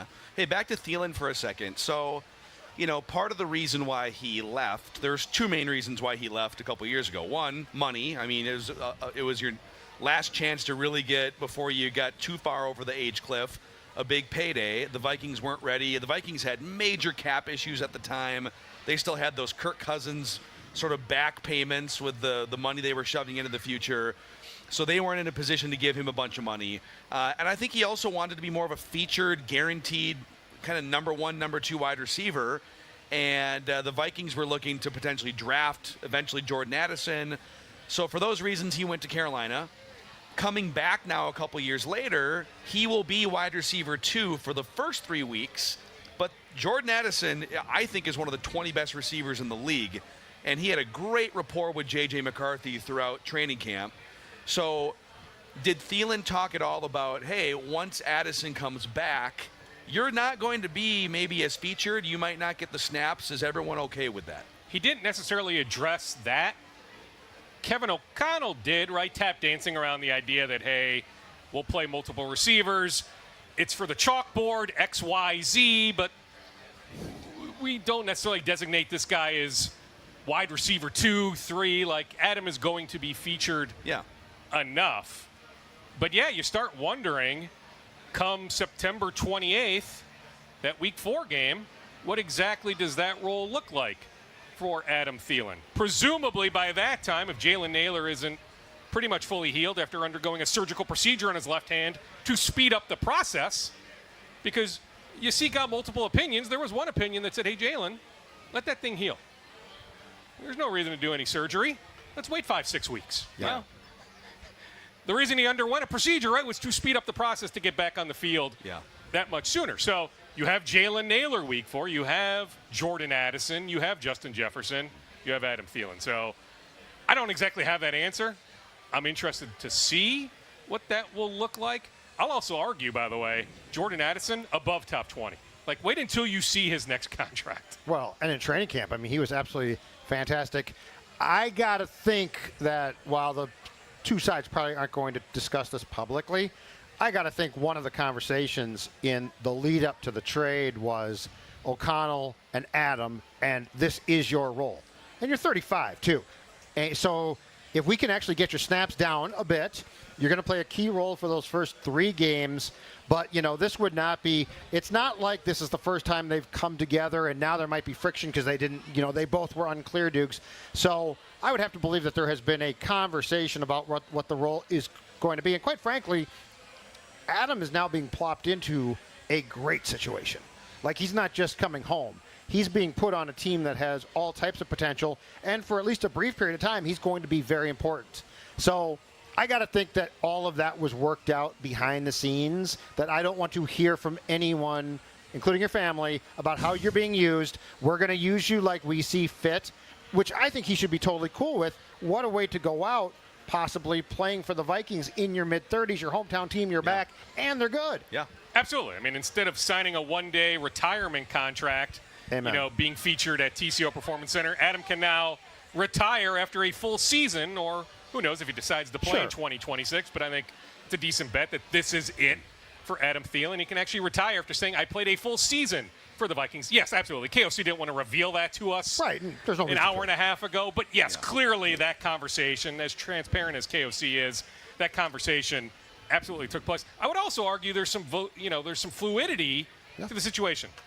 What if Adam pops the first 3 weeks? All of a sudden, his snap count is going to go significantly down week 4? I have a hard time believing that. Well, and I mean, and part of the solution is, at his core, Kevin O'Connell from that Sean McVay system loves running 3 wide receiver sets more than, if you go back and look at, now McVay has tweaked his a little bit in the last couple of years. They've run the ball a little bit differently, but that system runs the most, what they call 11 personnel, 3 wide receivers, 1 running back, 1 tight end. And so it's a champagne problem, as Kwesi would say. If Thielen is still absolutely viable, especially just 3rd and 7, a reliable set of hands that knows where to go, then you just find ways to run 3 wide receiver sets. He can still block a little bit out on the edge, too, so you don't have to worry about that. He's willing to. What's going on? Oh, my gosh. What's up, Chad Greenway? Yeah. Oh, yeah. Are you busy? Do you want to come hang out? Lieber. Okay, that's fine. Oh, TV guys. Linebackers. Okay. Yeah, of course. We're above you. We're above Channel 5. We're above YouTube. We're TV guys.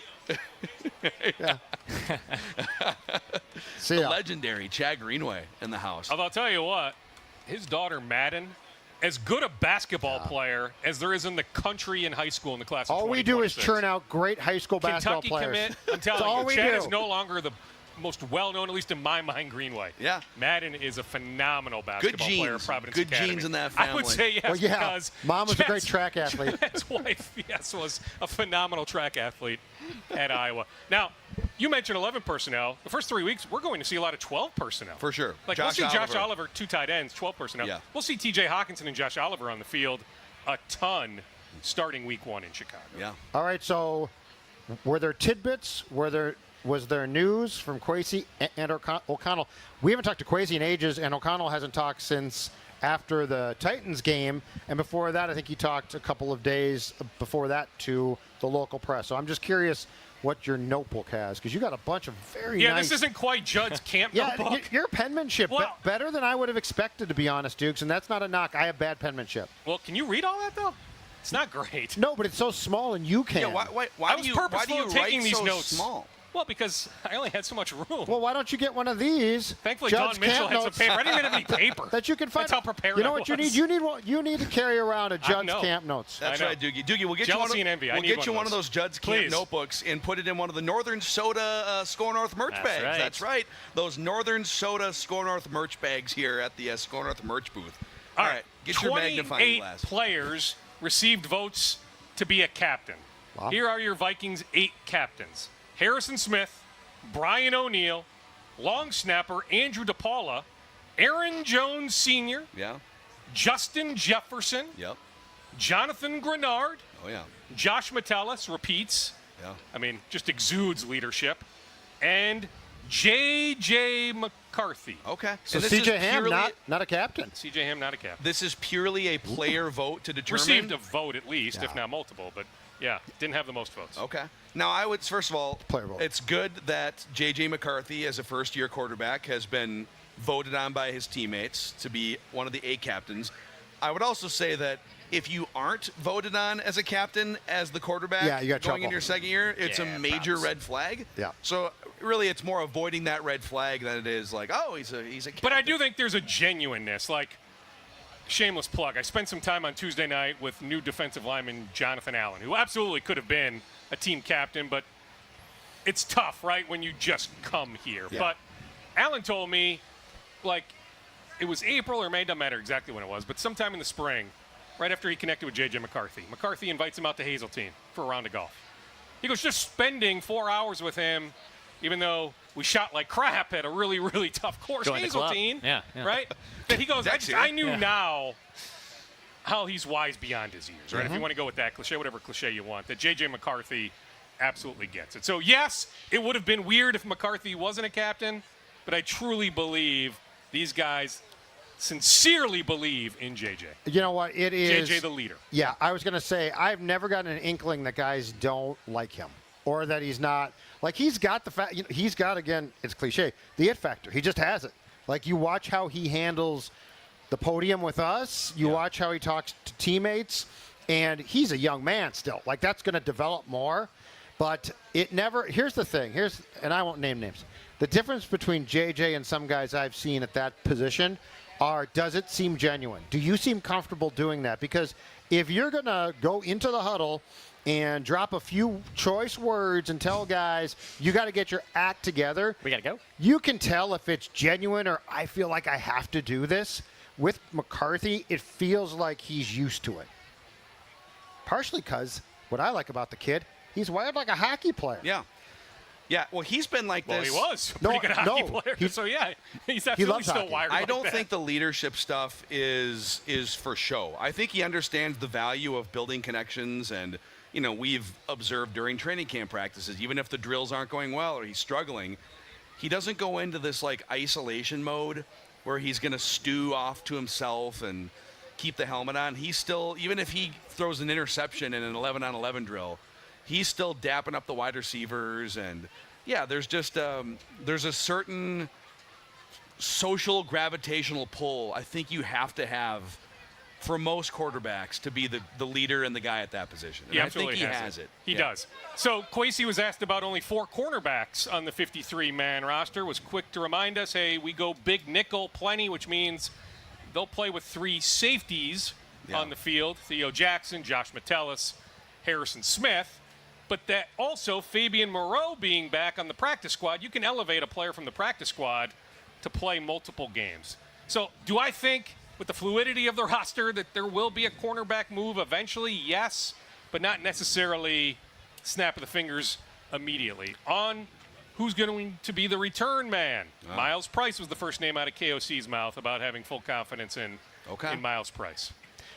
Undrafted free agent. So he's the punt return man. We're expecting Ty Felton to return kick still, right? Yeah, he mentioned Ty Felton as well. So, I mean, I think it might be a combination. Okay. But, yes, Ty Felton, probably kick returns, Miles Price. But then it comes down to, at some point, are you making a decision on who's dressing, who's not dressing, and how many receivers do you want being in uniform on game day? But, yes, do I think that'll be the situation week 1? I do. It felt like they were very intent on Ty Felton returning kicks. So I'll be surprised if he's not. And Miles Price, and I'm not making a comparison because this guy was really good at his one specialty. Oh, here we go. But Miles Price is the Marcus Sherrill's you're just going to return punts guy. Yes. Like if Marco, yeah. God bless him, I'm Marcus not foreseeing Sherrill. Miles Price running routes. Right, but I'm saying when 11 Marcus on 11 Sherrill's now. occasionally had to play corner, everyone in the Metrodome was like, but when Marcus Sherrill's returned to punt, you're like, okay, great, he was really good at it. And I'll give him this. If the kid can catch the damn ball and advance it at all, I'll take him. He can eat up a roster spot because I can't have a guy fumbling in Chicago. I will say, I don't know if this is good or bad, but Miles Price, literally after practice, is the last guy off the practice field constantly working on returning punts. So the jugs machine way over there, he's catching punt after punt after punt after practice. Literally, he is the last guy. I've seen it often. Max the Bosmer last stays a guy. long time. He does. Max but stays out there a long time. Catching punts but or nobody tossing the spends ball. more time on the practice field than Miles Price. Yeah. So he's putting in the work now. Yeah. Does that scream, I'm just not that confident? No, it's funny you bring this up. We got an email from the Purple Daily Anonymous tip line last week, and we floated a different nugget. It was about Sam Howell, and it's from a guy that had a sideline pass for the third preseason game in Nashville. And he's a listener of the show and a huge Vikings fan. He said, don't say my name or what my connection is, but he was like down there out near the sidelines. And he had a kind of a negative Sam Howell observation, which I think played out through them trading him. But the other thing he said was of the 90 guys on that roster, or however many were there for the preseason game, the most engaged player on the sidelines was Miles Price.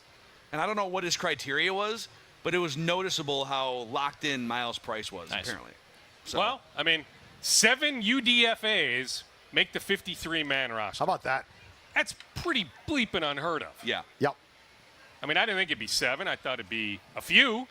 But, yeah, Miles Price among those guys. And I'll tell you what, to be fully transparent, I watch enough Big Ten football because I'm blessed to be one of the AP All Big Ten voters. I don't even remember Miles Price at Indiana. You get a vote? Yeah. For AP? I do. And you don't remember him being on the ballot or? I vaguely remember the name, but I don't ever remember vividly remembering watching him and studying film and seriously considering him for an all Big Ten spot. Okay.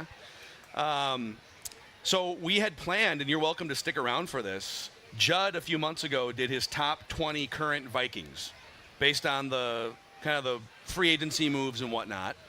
And these guys thought it'd be a good idea if I put together a competing list right now based on it's the 53 is set. Right. Who are the top 20 current Vikings?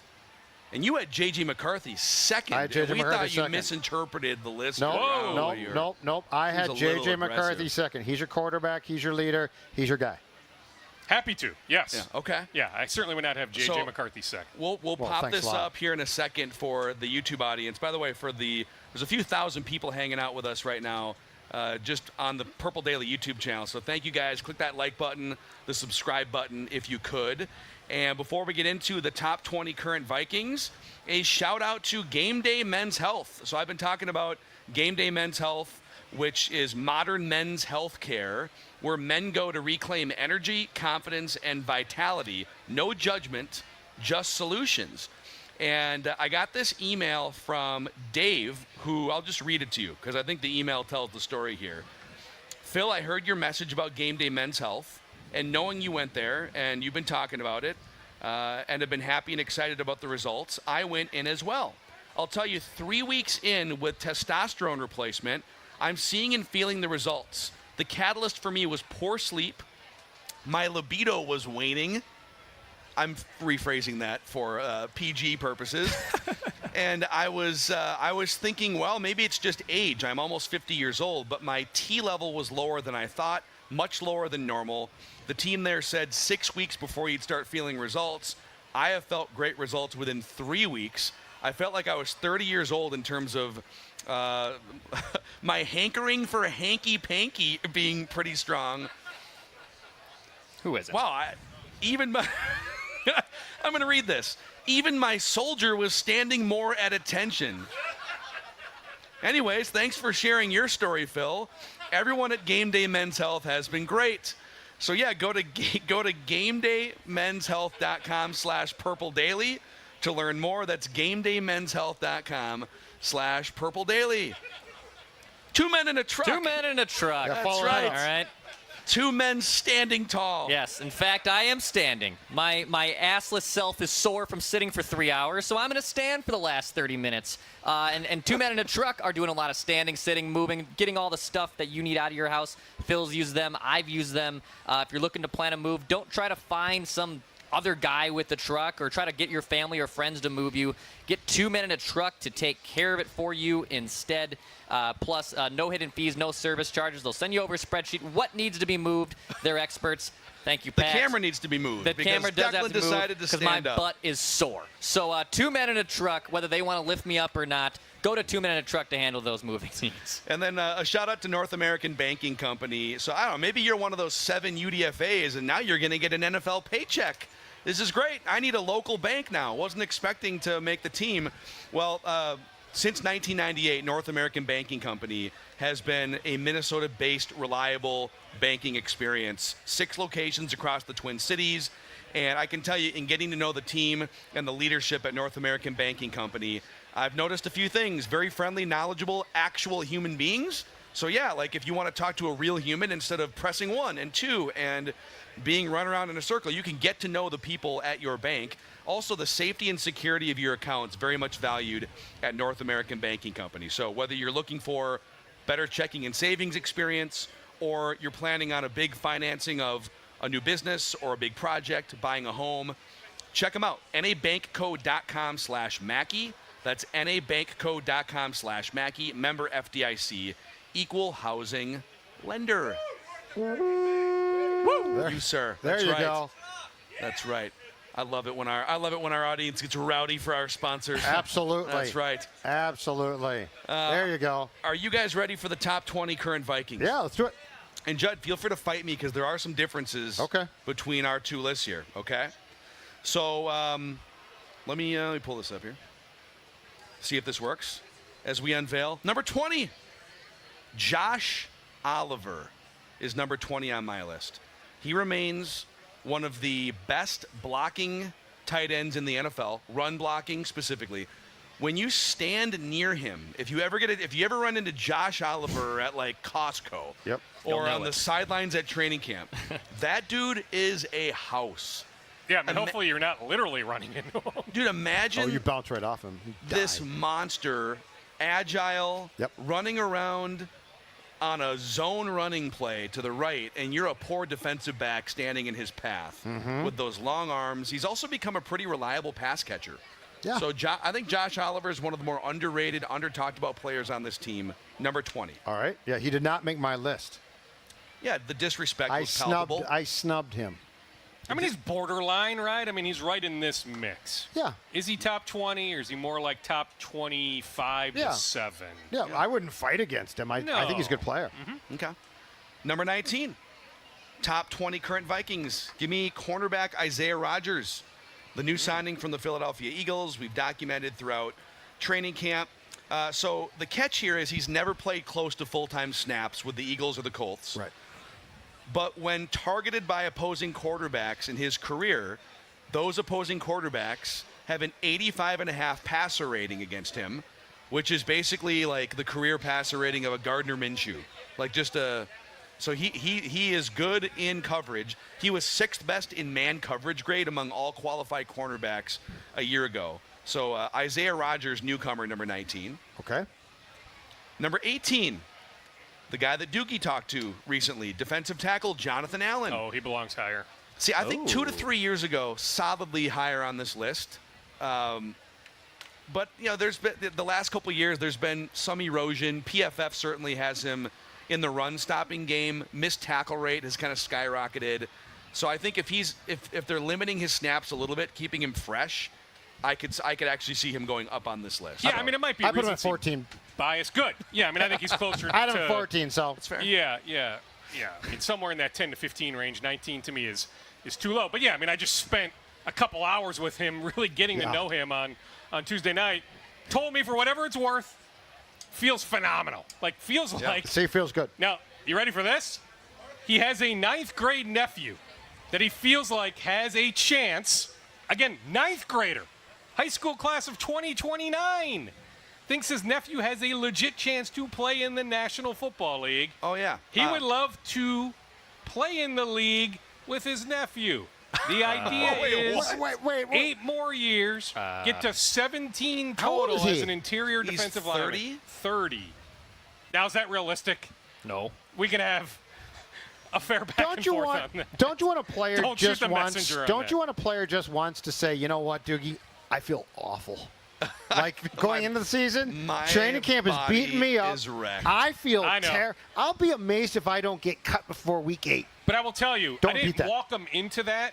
It just came up in casual conversation. He's got this Unreal Golf Simulator in his basement, and so it just came up as we were going back and forth, right? It wasn't like, hey, me saying, how do you feel? You know, anything like that. Like, I didn't walk him into his response. He just volunteered it. And so my guess is I think he's higher than 19. Thor Nystrom's probably scouted that I 9th do. grader. Yep. So I mean, let's not forget, and I get it was a long time ago, like he got legit Heisman Trophy votes. Do you know how hard it is for an interior defensive lineman to get Heisman Trophy votes?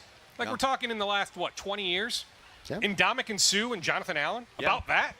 Like, I don't think interior defensive linemen outside of those two going back a while, maybe I'm forgetting a name or two, but like he was that good coming out of Alabama. a man who should have gotten Heisman votes but was snubbed. Number 17, former 7th-round pick, Will Fries, the starting right guard for the Vikings. Okay, we both had him 17. Yep. So, you got your list here. Okay. I have my list. Yeah, I mean, he's just 27 years old, coming off the broken leg. But before he hurt his leg in like October last year, was one of the highest graded guards in the entire league.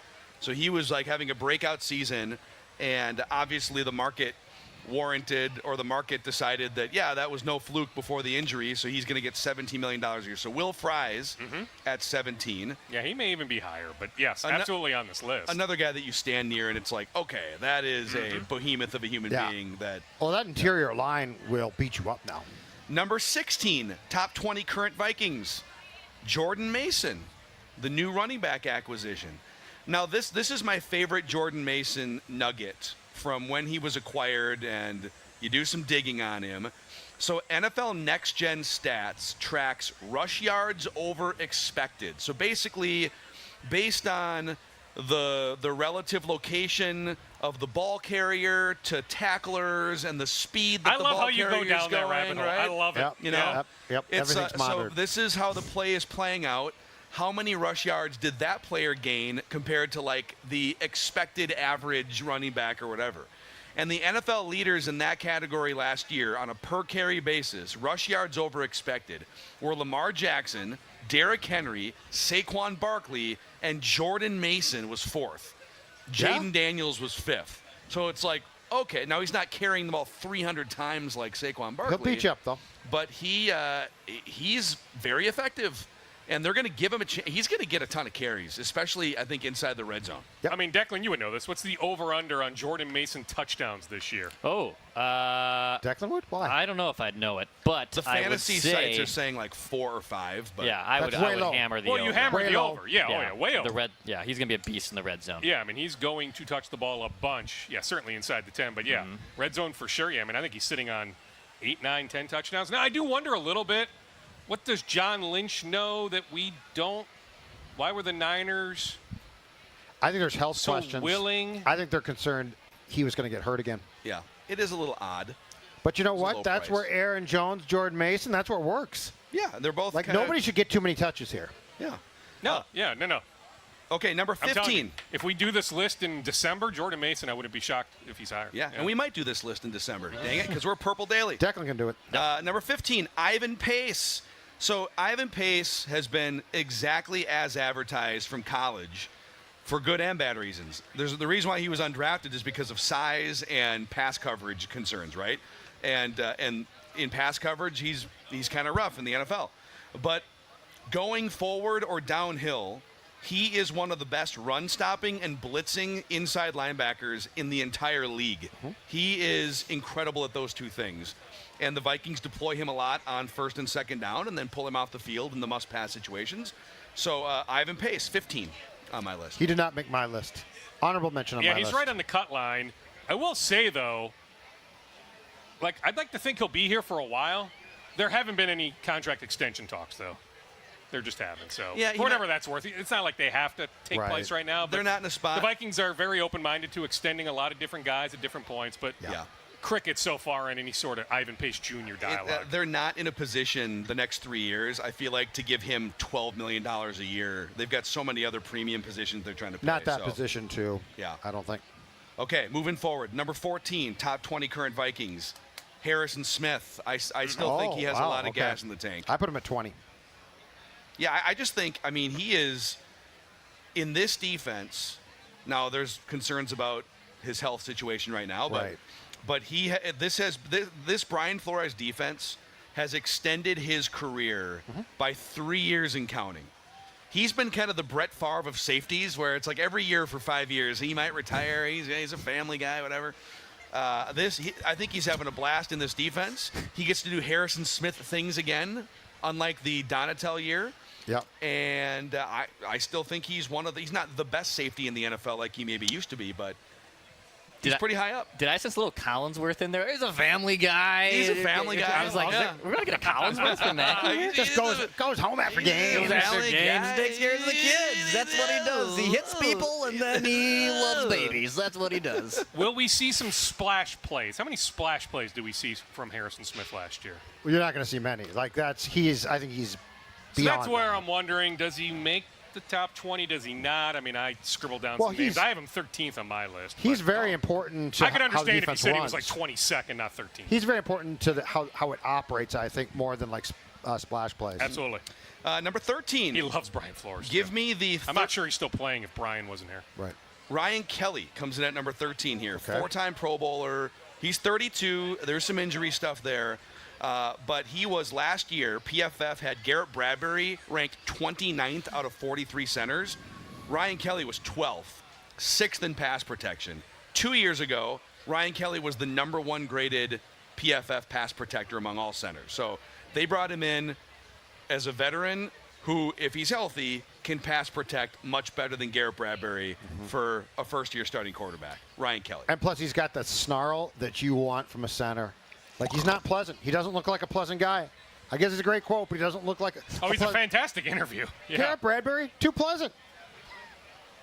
Too nice a guy. I don't want a nice guy. Yeah, I love how that is your working theory for. It couldn't possibly be that Garrett Bradbury is just too light and small. That picture of him standing next to Kyle Rudolph that keeps going viral. Yeah. Here's your tight end, and then here's the smaller guy that's your starting center. You know what I want? I want, especially my interior guys I'm afraid of. Steve Hutchinson scared me. Why not your left and right tackle? Every day I saw him. What's that? Why not your left and right tackle? Because the interior guys, they got to have it's a dirtier life, I want man. to see Judd in a war room for draft night. The tackles are long and lanky, and they can be former basketball players who just get fat for a while. But the interior guys are mean. Where's Maya and Boone? We need them. Yeah, Boone. Boone's scared. Boone would throw me off this ledge for nothing. Boone would agree. Jeremiah is a little more cerebral in his evaluations. Yeah, he likes to act like I'm smart. But look at him. Jeremiah wanted to kill you back when he played. Maybe not enough. I don't know. Number 12, Aaron Jones. Career high last year in carries and yards, and he had 50 catches. So I think between the 20s, you're still going to get a lot of Aaron Jones and some Jordan Mason. And then inside the 20, heavier dose of Jordan Mason. Okay. Is he too low? Although, I guess somebody has to slot in at 12 because I keep saying Aaron Jones. This person is too low. This person 18 is too low. on my list, baby. 18. I'm way low. Yeah, I wonder if he should be a little bit higher. This is a good roster, man. The fact that you've got guys like this outside the top 10. And that brings us to number 11, top 20 current Vikings. Blake Cashman, just an awesome all-around kind of a late bloomer linebacker. One of the best hidden gem finds in recent Vikings history.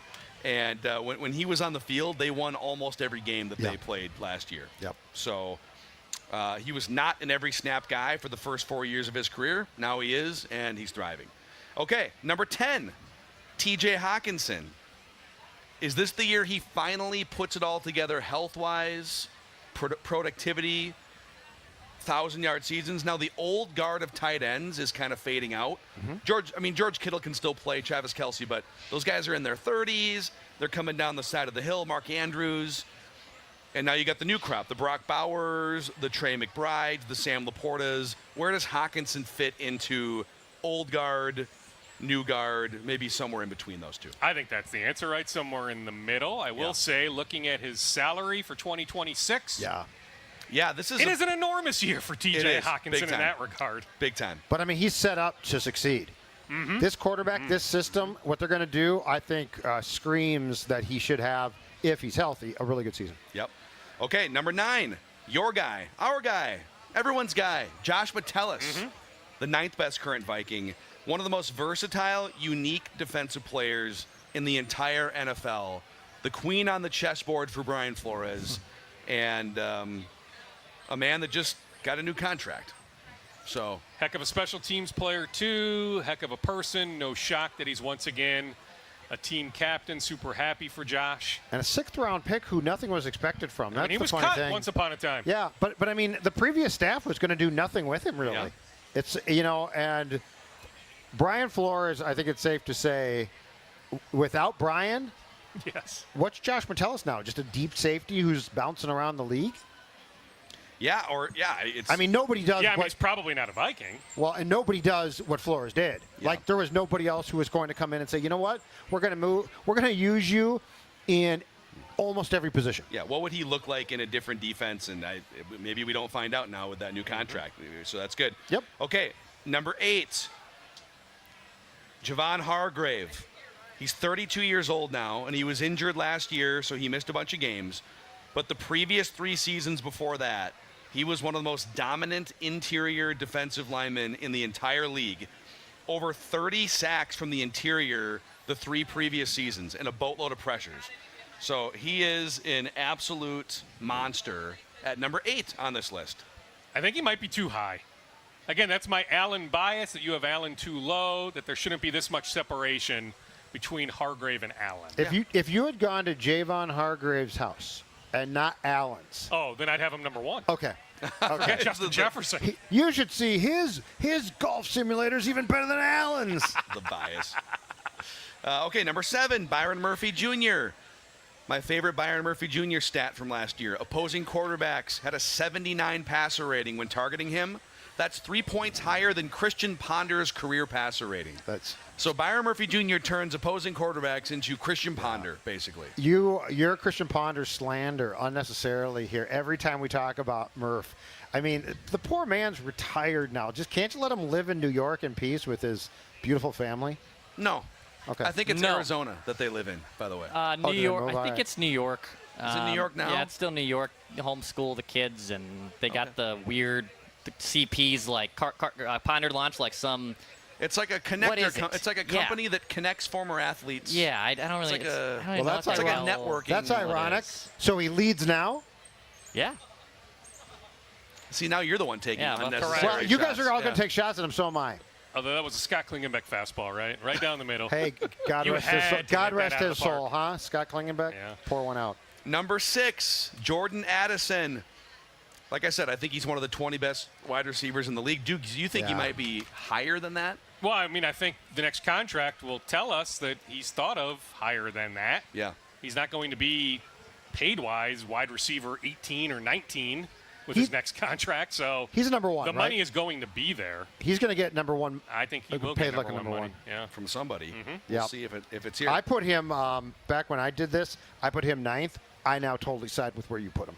Oh, okay. So just through training camp. I would move him stock up rising, now. Yeah. 9 was too low. So I had Van Ginkel right here last year. We're going to keep him at number 5. The Gangster. The Gangster. The Gangster. One of the highest football IQs in that locker room. Perfect chess piece for Brian Flores. He can drop back into coverage. Yep. He can get after the quarterback as an edge rusher. Hopefully his health holds up because he's one of those guys that outside of this system, he's probably not the same caliber player. So this system elevates him like it does other players. But credit to him. Number 5, 5th best player on the Vikings. Okay. Yep. I fought you last year. I think Declan did too. But you know what? Oh, I really fought it. The only thing I'm concerned about with him and Cashman is health. Yeah. And then number 4, Brian O'Neill. I'll rifle through these and you can react. Number 3, Christian Darrisaw. Number 2, one of the best edge rushers right now in the NFL, Jonathan Grenard. And number 1, Justin Jefferson. Where was McCarthy? He's not one of the 20 best Vikings yet. Wow. Like, I'm with Phil. How would he be one of the 20 best Vikings? He has not played a snap with the Vikings. That's why these peepers were out. No, I know in Van Ginkel Egan. didn't either, but he played See, in the NFL. I go out to training camp for the entire time. I come back with reports, 70% completion percentage, and now he just hasn't played. So that's fine. All right, who are you taking off the list for a guy that has literally never played a regular season snap? I know Judd would take everyone off the list. I was going to say, you had him second. Give me your last 5 again. So give me 15 to 20. If he never had dropped that's a great question, Judd, soundbite. Do you have him number 2? Okay, first of all, Josh Oliver, Isaiah Rodgers, Jonathan Allen, Will Fries, Jordan Mason are the 16 through 20. You know what? I like him. Josh Oliver gone. I like him. I mean, Declan's reaction was like, "Oh my God, a huge snub." He hasn't played a game. And I'm a JJ McCarthy guy. Purple Daily is out there every day watching it. He doesn't have to play a game. I've told you he is the prodigal son. I just don't think you can credibly call him one of the 20 best current Vikings yet. I didn't. I called him the second best. In October, maybe. Second best there, baby. Although I'll tell you what, and we how about are this tight. for another name drop. I'm catching up with Dan Orlovsky the other day, and I just said, hey, if JJ literally is just Bo Nix from last year, he stopped me. He goes, whoa, whoa, whoa. He goes, why would you have the bar so low? Oh, really? That's how much Orlovsky, who I respect a ton, thinks of McCarthy. Bo Nix and is certainly pretty good. citing the play caller, the elite talent around him, that by no means should you set the bar at Bo Nix 2024 when it comes to JJ McCarthy here in 2025. And Bo Nix was pretty damn good, I thought, because I expected nothing. He had a nice rookie year. Orlovsky he shot me down. Interesting. Yeah. That's really interesting. And guys like him go off of, not the numbers. Bo Nix, look at his numbers. The film, the play concepts, what he's being asked to do. And they talk to people, too. Yeah. Yeah. Wow. All right. So there it is. There's your top 20. Where was Byron Murphy again? 6, 7? Byron was 7th. I might put him a little higher. So you put it's not like I'm fighting you over 7, but well, you've said you put 6 guys higher. Yeah. I mean, I'm just thinking. Van Ginkel? Coming out of high school, who did he move down? Byron Murphy Jr. could have played for Ohio State. Ends up at Washington. Okay. His draft year, he was just about the consensus number 1 cornerback. Yeah, maybe the beginning of his career in Arizona wasn't ideal, but based on the year his he had first year last here year, was probably not ideal. Yeah. But you know what his second year was? Awesome. but just reacting to what he did last year, I'm putting him a tick higher. Okay. But who moves down then? Van Ginkel. Okay. Yeah. Because you got to move somebody down. Yeah, Van Ginkel. The gangster, maybe Hawkinson from your commentary, bump him down. I'm putting him on a really good year. A reminder that today's Purple Daily appearance at the Minnesota State Fair is brought to us in part by Awaken 180 Weight Loss. Eat to lose weight, no medications, no calorie cutting, fast weekly results, and then receive free support for life. Book your virtual at-home consultation today at awaken180weightloss.com. And if the State Fair isn't enough activity for you, how about a double dip with the Renaissance Festival? Open weekends through September 28th, 9 a.m. to 7 p.m., plus Labor Day. Great for families with over 50 games, rides, and attractions. And great for friend and date gatherings because you can throw axes. You can throw axes at your exes. Or joust. You can joust. You can joust, shoot a crossbow. Like a Viking. Climb a rock wall. Yeah. You want to joust? I would love to, Jeff. You know, we can joust over whether JJ McCarthy is a top 20 current Viking. Find out more at renaissancefest.com. That's renaissancefest.com. I'm a visionary. That's why I put him top 20, because I can see the future. Luminary. You do see. A visionary. I see what's coming. Oh, I don't doubt that. I saw it at training camp practice. All right, Seth Rollins. I didn't. All right. I didn't sweat every day heavily. I've said it. I'm Not bullish. to come I'm back not with quite this great Thor, information. but I love JJ McCarthy's ceiling. Yeah. I agree. So I have Totally no doubt when we redo this list in November, December, he's even higher than wherever. Maybe not 2, but he's up there. He's not bottom half of a top 20 list. I think he'll be that good. Yeah. But just in the moment, I need to see it first. I have to. And the fact that we're like father and son have nothing to do with this bias. So it gives me a great question. Just refer, hey, Judd, what's going on? Has he ever, JJ. instead of saying that's a good question, Judd, has he ever said that's a good question, my sports dad? He hasn't yet, but I do get hugs. Oh, the little like. I do get the side Did he hugs. invite you to Hazeltine? I do get. No, because I'd say no. Okay. Because I don't golf. You would not say You can, no. By you the can way. you can pass that to me. You would find somebody's clubs. You would absolutely play. I would Hazeltine no. There's with there's JJ no way I Judd would play. not. I'd ride No, around the Judd car. would not. I agree with Judd. I'd ride. No, we know there's Judd. zero chance. All right, fine. Right around the cart. Yeah. Oh man. All right. Hey, Darren Doogie Wolson from the 5 Eyewitness News Sports Department. Thank you, gentlemen. Purple Daily every week. Way to go, dude. Thank you guys.